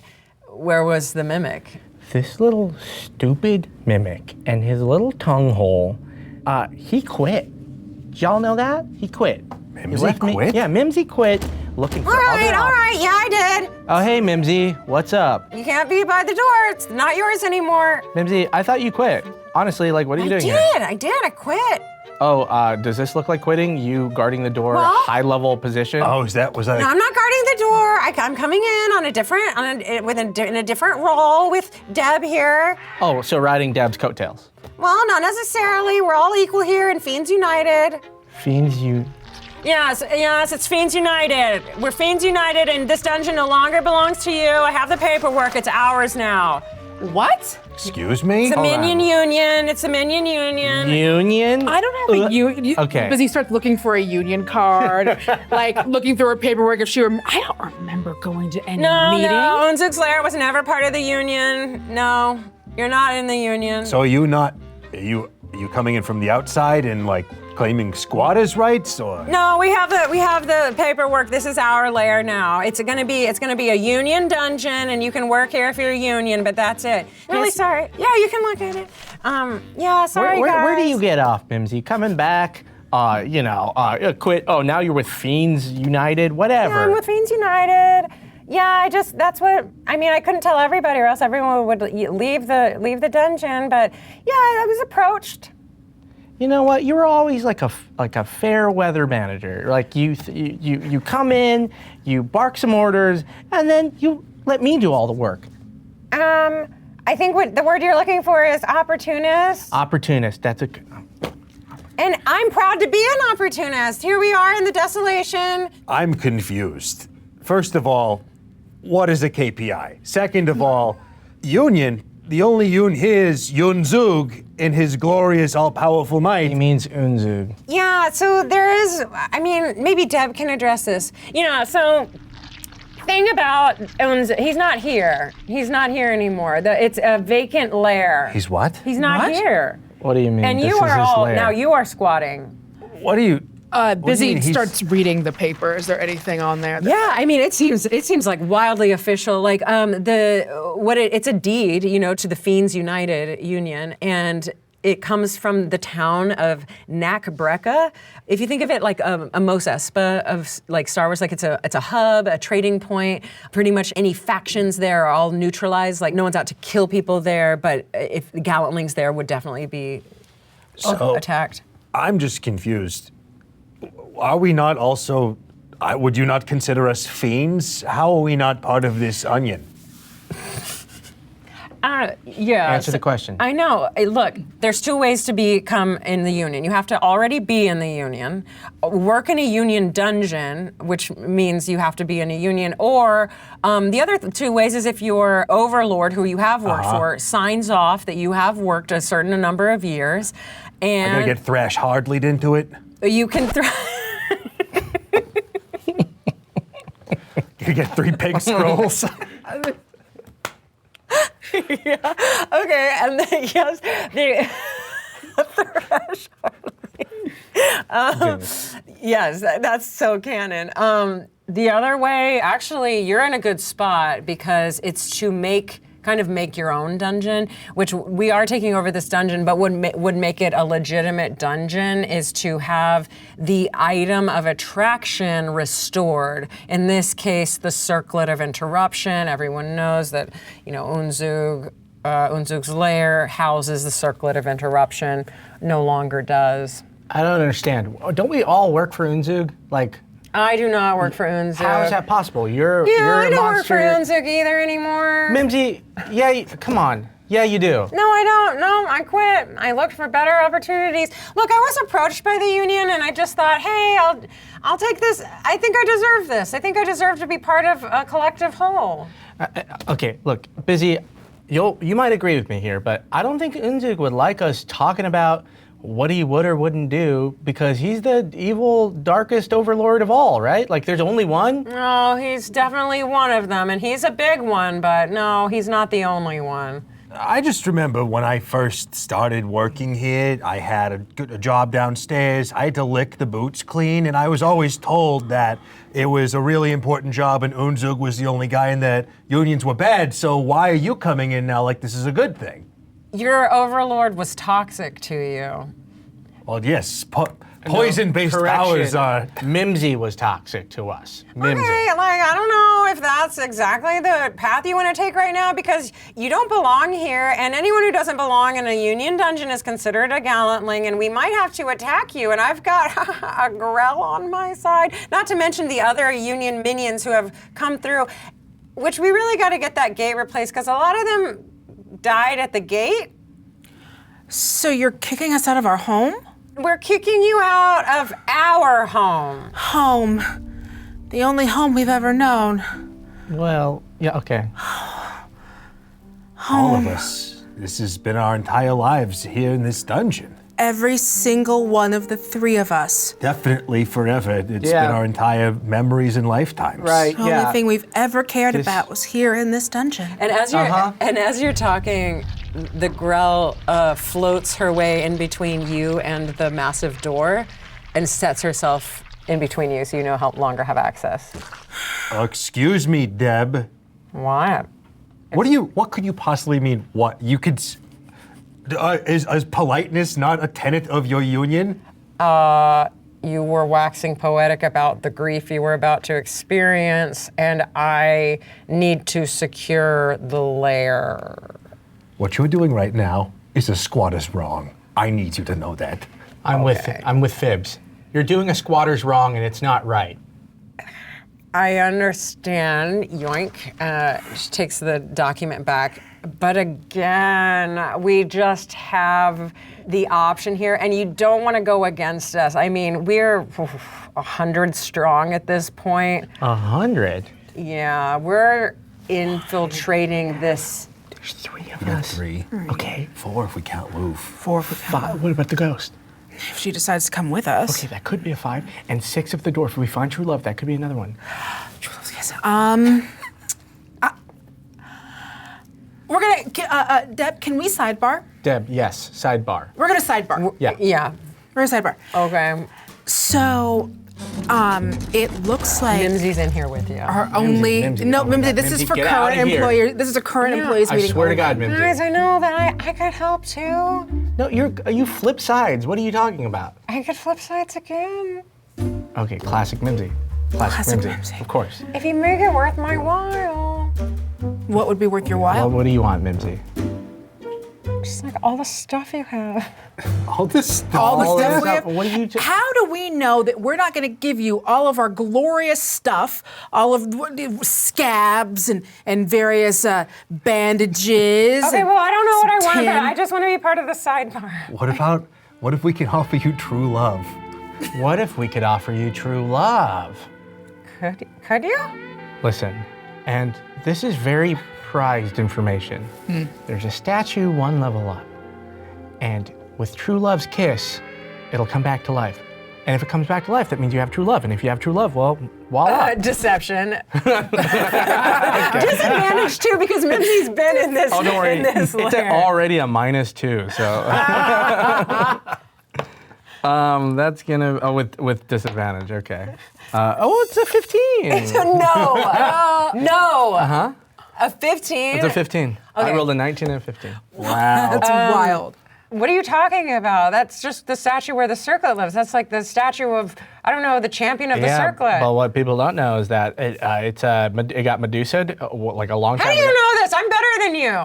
No, you're clearly not. Wow. You quit. I didn't quit. I stayed, boots on the ground, fell into a spike trap with my friends. I mean, I'm here. You weren't. You went off and did some weird onion. So Yeah, those boots that were being licked.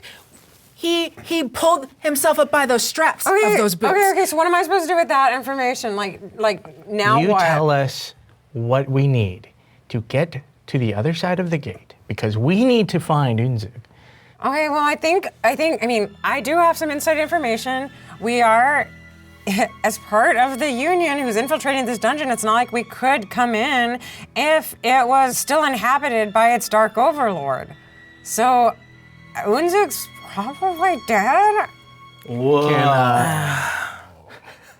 Dead? I can't believe I'm hearing this.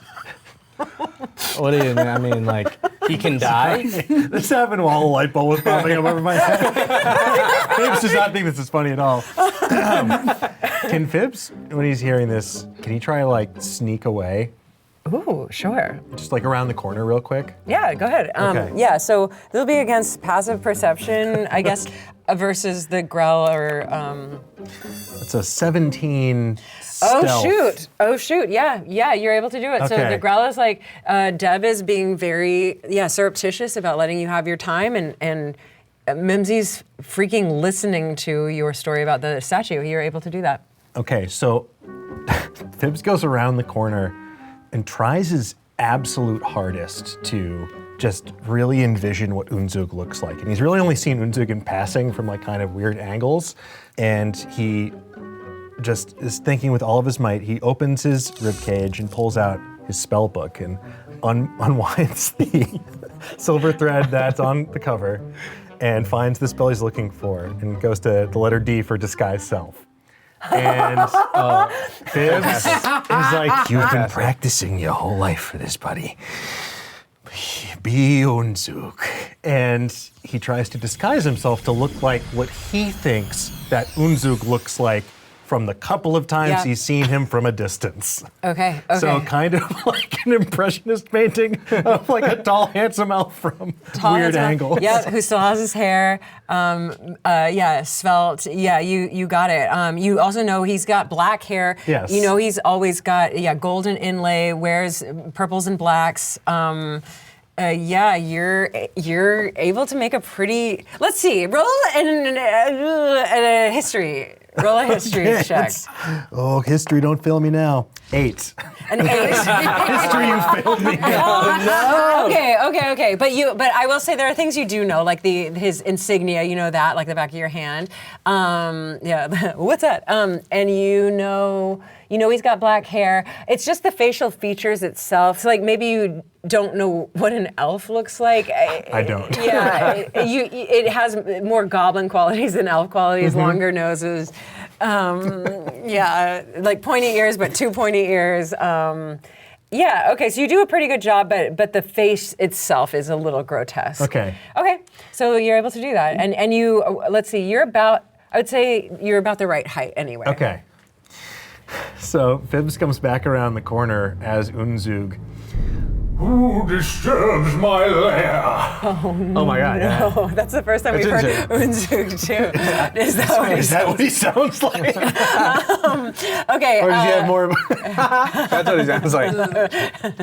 Sounds like sad Gandalf. Okay, so I dare say, who's investigating my home? You got to give me some guidance here, Amy. That's very good. I think he does sound a little bit more like that. Okay. More Skeletor, I guess. Yeah. Okay. Do we know? classic. We don't know. We don't notice Fibs, right? No, you don't notice Fibs unless you have a passive perception of higher than 17. No, I do there's no not. way. Okay, so you come around and you do that. You're gonna roll a history disadvantage. Okay, history at disadvantage. Okay. Well, very bad. Because you've never seen it either. An 8? Yeah. That is a 4. Y'all, that is Unzug. That is Unzug. Oh my God. Busy just immediately drops to her knees and starts bowing oh, great and powerful Unzug. Thank God you're here. We've been so worried. We didn't know where you were. They're talking all of this nonsense. Something about it. Deb goes, oh my gosh, oh no, oh my gosh, sorry, we were told, look, I know I come in with a lot of authority, but really it's the people in Nakabreka who they told us. Nakabreka holds no authority here. Deb. Oh no, okay, the thing is, we do have the deed for this place. The only deed you have is a misdeed of trespass. Oh God, he's angry. Please, forgive us, stupid mortals. Okay. Lord Unzug. Mimsy, however, goes, I don't know, actually, if, I don't think you have any power here. Mimsy, shut up. I don't think you do. Those are big words for a treacherous box. Okay, I mean, the thing is, so Deb and I are gonna go back up the stairs and you guys can do what you're gonna do, but you just have about 10 minutes before you're considered gallantlings and we have to kill you because you're not part of the union. And you spoke the forbidden word in my presence. You have about 5 minutes. Deb's going, Mimsy, stop. Tippy's so nervous he throws up. Okay, yeah, Mimsy, stop. You spoke the forbidden word. You know that you're part of Unzug's lair. And Mimsy goes, I don't think that's Unzug. I think he died. That's why we're able to have this document. Documents are not predicated on the status of one's pallor or corpse-likeness. Mimsy hops up to you and does the thing that he has once done to test Tippy's mettle, and he just kind of does the thing that mimics do called go nuts. Oh, really? Maybe he's going sicko mode? Go nuts. He's not attacking you, but he's like, full maw thrashing, tongue out, purple ooze coming out to like even the skin of the treasure chest like moving back a little to reveal his purple ooze underneath. So I want you to go ahead and roll to be frightened. Okay. You're gonna roll a charisma saving throw of DC 15. Okay. You got this. Come on, Loof, help me out, little spider. Please, no. 14. Oh! Okay. Ouch! Oh God, what's with skin in a box? Yeah, so you are frightened. You can't move. I guess the only really thing that you can't do is move closer to the mimic. And then you just have some disadvantages against you if someone was going to attack you. But yeah, you're really scared. Go away! Okay, you guys, see, like, he's actually scared of me. So if I get closer, you're gonna try to move away. Stop it! Look! Leave me Look, alone! guys! Oh my God. Look, Dab, he's scared of me. This can't be Unzu. Unzug's scared. Just Unzug famously hates box! He's not the deep, dark, baddest lord we've ever met. I see his vulnerability. It just makes me want to follow him more. I can't besmirch the Dark Lord anymore. And I drop the spell. It was me. I'm sorry. I'm sorry. I'm sorry. Deb goes, all right, enough of this tomfoolery and chicanery. This is a serious dungeon where we're all equals. You've made a mockery of me. A mockery, I say. Now, you have to leave. We're all equals, but we have to leave. Yeah, well, you're not equals because you're not part of Fiends United. All right, so we're less thans? Yeah. Okay, cool. Wow. I mean, you could have joined the union, but instead you were going independent, I guess. So it's not up to me, okay? It's the people at Nakbreka. It's the Fiends United. Everyone, I'm so upset. You have to leave. The only thing is, the entrance gate needs to be fixed. That sounds like a union problem. That's an onion job. I don't even think that we can touch it if it's... Well, honestly, okay, here are your options. That's a good point. Yeah, we can't breach, We may be less thans, but we ain't scabs. Yeah, We're not we know scabs. We We're don't not scab. at all. We have scabs, but we don't scab. We not us, though. If I had skin, it'd be horrible. So you can either stay here in the dungeon, in which case we would kill you because you're non-union and therefore gallantlings, or you can fix the entrance gate and leave, and we would let you do that. We would let you do that. Okay. What if we leave and we'll look at the gate, but no promises? Okay, I mean... If we can't fix it... Yeah, you'll be able to fix it, it's fine. Okay, you know what, Deb? I've been keeping this inside this whole time. But what if I told you that there's a way to get true love? Oh. I know you're looking for it. I mean, how many other big-beaked, big-brain individuals are there in the world? You noticed. Right. And sometimes it's hard to find a match. But I know there could be a chance for you. One level up. If you let us through this gate... He's gonna tell you about a statue that's like shaped like a dwarf. God. Deb, I don't know, unless you want to kiss it. No, listen. There's a statue. You can find out for yourself, but if you go kiss it, you might find true love. And now, it didn't work for me. Well, I don't want to kiss it if Mimsy already kissed it. Mimsy hasn't kissed it. Mimsy didn't kiss it. Well, I'm gonna. Oh, yeah, right. Well, Okay. I mean, you guys should maybe race there and see who You kisses could it. have true love or this misery box. And I point to Mimsy. True. Look, this guy, he's underneath me already. I can make him do whatever I want. You can't kiss the dwarf statue. I'm calling dibs. I'm Deb and I'm calling dibs on the dwarf statue. You still have to fix the door or leave, or both. Okay, I was hoping you would go. I mean, I gave you some precious information. What do we get? Yeah, look, you're a horrible minion. We don't even want you because... Horrible? Yeah, listen, when you offer Not information, horrible. you have to demand something in return, which you didn't do. Did I not demand anything? Did I just tell? Yeah, you Yeah. just, I just said gave it. it. You skipped the demanding. Yeah. It's all right. So it's fine. I mean, you need more training, which the union could give you if you decided to join Fiends United. We love it here, but that's our motto, actually. We love it here. Fiends United, we love it here. F you, we love it here. Great. Okay, so on to the door, please, to get you guys out of here. Honestly, it's the best idea, okay? Just wait until I tell Unzug about this. I always knew. One last sidebar, okay? Just one last one.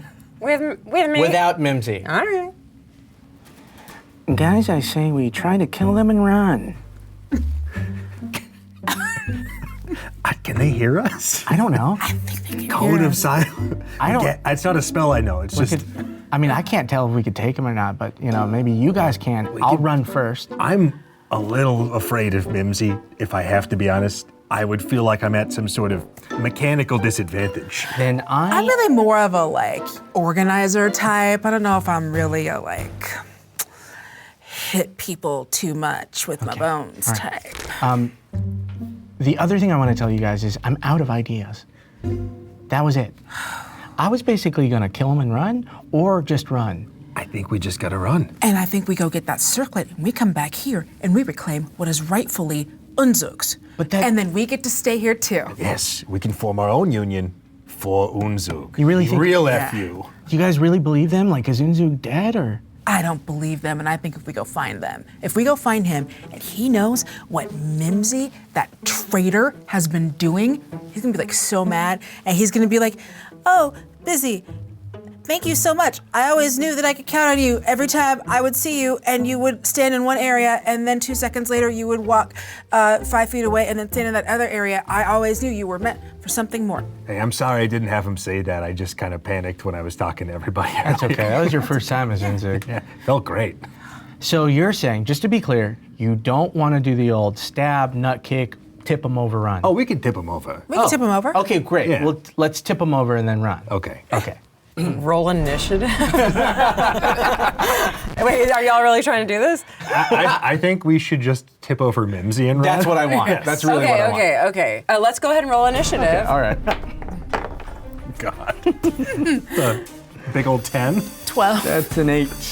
Okay, so actually this is a surprise round. They're expecting you to come out pretty tame after having your sidebar bestowed upon you. So the first person to act would be Busy, then Fibs, then Tippy.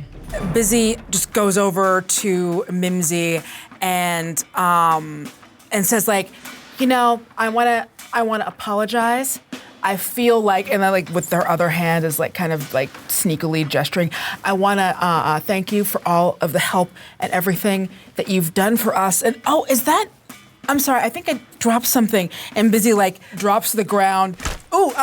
Takes her arm off and uses it as puts it under Mimsy. Like a lever? As a lever to knock Mimsy over. Okay, great. And so is the goal so Mimsy's a chest, Right. like that. You want him to just be like this? Yeah. Just in an embarrassing way? Yes. Oh, yeah. Okay. Maximum embarrassment. Okay, so this is less of an attack. It kind of is. So I'll call this It's like a prank. It's emotional. yeah, it's damage. a prank. So just go ahead and make either an athletics. Yeah, I think an athletics check would do it. Okay. I don't even know if this is going to do any damage. All right, so that is 10. A 10? Mm-hmm. Okay, so you definitely... And go ahead and roll a deception, too. The deception might help your friends. And that is an 11. An 11. Wow. Okay, so you're being sus. You walk up, you're able to get your arm off and use it as a lever, but Mimsy's like, I don't believe you. I don't. And you try to lift up, and he's like, and you're getting underneath me. Yeah, no, I saw something under there. It's really nice. You'll really like it. I think it's more union rules. Yep, I see a paper that says union rules. I just gotta. Okay. Essentially, you're being fairly ineffective, but he's not registering this as an attack yet. So Fibs. Okay, so Fibs, seeing this, is going to say, hey, what's that over there? And cast Minor Illusion behind them to look like Bloodweaver. Okay. But from a distance because it's a minor illusion. I don't know if that would, is that too complex? No. Okay, I'll go nuts for minor illusions, no matter what they are. I don't care. No, a big face spider sounds good to me. Okay, a live face spider, right? Okay, great. So behind them in the tunnel, a giant face spider, complete with the red markings and the blue joints, shows up. All eyes gleaming, gold. It's just standing there. It's not moving yet. But Mimsy and Deb are, I think, sufficiently distracted. Although I think for minor illusion, we get an intelligence saving throw to see if we can. Yeah, I believe so. Give that The a spell save shot. DC of 13. Oh no, Mimsy's not very intelligent. He's Told negative you. 3. Classic. Okay, yeah, they turn around and they're like, oh no, what have we done? I don't know. Look, guys, I think, oh shoot. So they're sufficiently distracted. You're gonna have advantage on whatever you do. Oh, okay. Jason runs. No, I'm going to take out my rope and I'm gonna tie a big old gobby knob. And I'm going to, with my goblin booyag magic, I'm gonna be like, time to trap him. And cast snare on the rope. If Mimsy fails on a dexterity save, then they are restrained and hoisted magically up into the air. Okay, and they have to pass over it. How long does it? I think it takes you a minute to do this. I think it takes you a bit of time. Does it really? Oh God! I'm casting time 1 minute. Vamp! Come on, vamp for time. It's only 10 rounds of combat. Is that a long time? Would it take too long to do that? Yes. So Okay. a turn is about 6 seconds. Oh God! 10, Okay. 10 turns in a. I'm not going to do that. I'm minute. actually going to do Plan B, which is just bolt. Okay. Do you want to push him over? 100%. Okay, push him over. So go ahead and make an athletics check. Okay, I'm gonna run, and I'm going to push him over. So that's it's gonna be athletics -1. That's a 4. Yeah. So I run him into, and I go, I hate you. I try to push him. Yeah. You try to push him. You fall back. Just by the laws of physics, your pack is overtaking you. So you're like, this tiny little goblin comes at this like pretty large mimic. Comes up, and you're like, I hate you. You push. Your back goes forward, and then it just pendulums back, and so do you. And you're kind of left with your hands and legs in the air, like a turtle on the back of its shell. None of these aren't really attacks. They actually are so minor that the 2 monsters that you have in your grasp do not even clock these as attacks. I would say initiative's over, except they do believe that the phase spider is really there. So if you're running, right, I'm on my back, turtle mode. I'm gonna help Tippy up, and I think we gotta get out of here. Okay, so you put your goblin friend back on bipedal mode, and you run through the phase spider illusion, dissolving it. And as you run up the tunnel to the really only exit you know of, which is also the entrance, which is also where these 2 want you to go, that is where we will end this episode. Running out of shame and embarrassment from a mimic you have failed to knock horizontal. Yeah, and it's classic hero's journey. you gotta fail before you succeed. And with that, I will say that is the end of episode 1 of Sagas of Sundry, Goblin Mode. Thanks for tuning in, guys.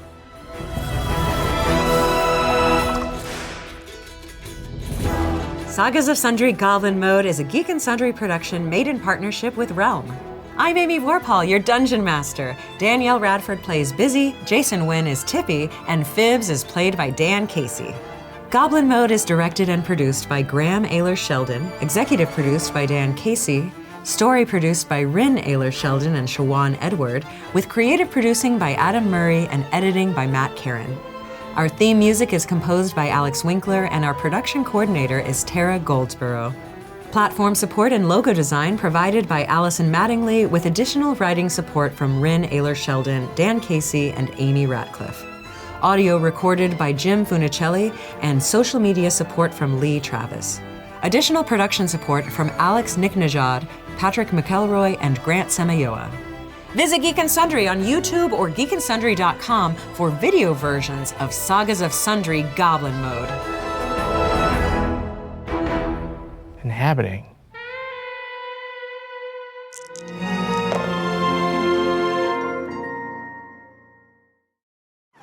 You are now entering Springfield. Where's the body? Off the side of the ditch down there. Hello? You know, surrounded by all this crime scene tape. Hello? Am I dead? My name is John. I'm the new forensic pathologist. I can see you, and that's how we'll figure out how you were murdered. He took this away from all of us! 31-year-old female, pronounced dead on the scene approximately 3 a.m. after a 911 call. File number 3367. Male, impaled on a construction site. I'm dead, John. This is about the last amount of fun I'll have. Case number 1017. A wife blended her husband in a wet vac. Case number Case 2457. Not dead. I can't be dead. It's okay. It's just you and me now. Who are you talking to? Oh, no one. Let's keep this between us, huh? Listen to How I Died, a full cast police and medical procedural with over 40 episodes available now on all podcast apps. If you want a person dead, you call a hitman. If you want a monster dead, you call Lincoln Franks. But you better be able to pay the price he asks, because Lincoln doesn't work for free. Pay to slay, bitches.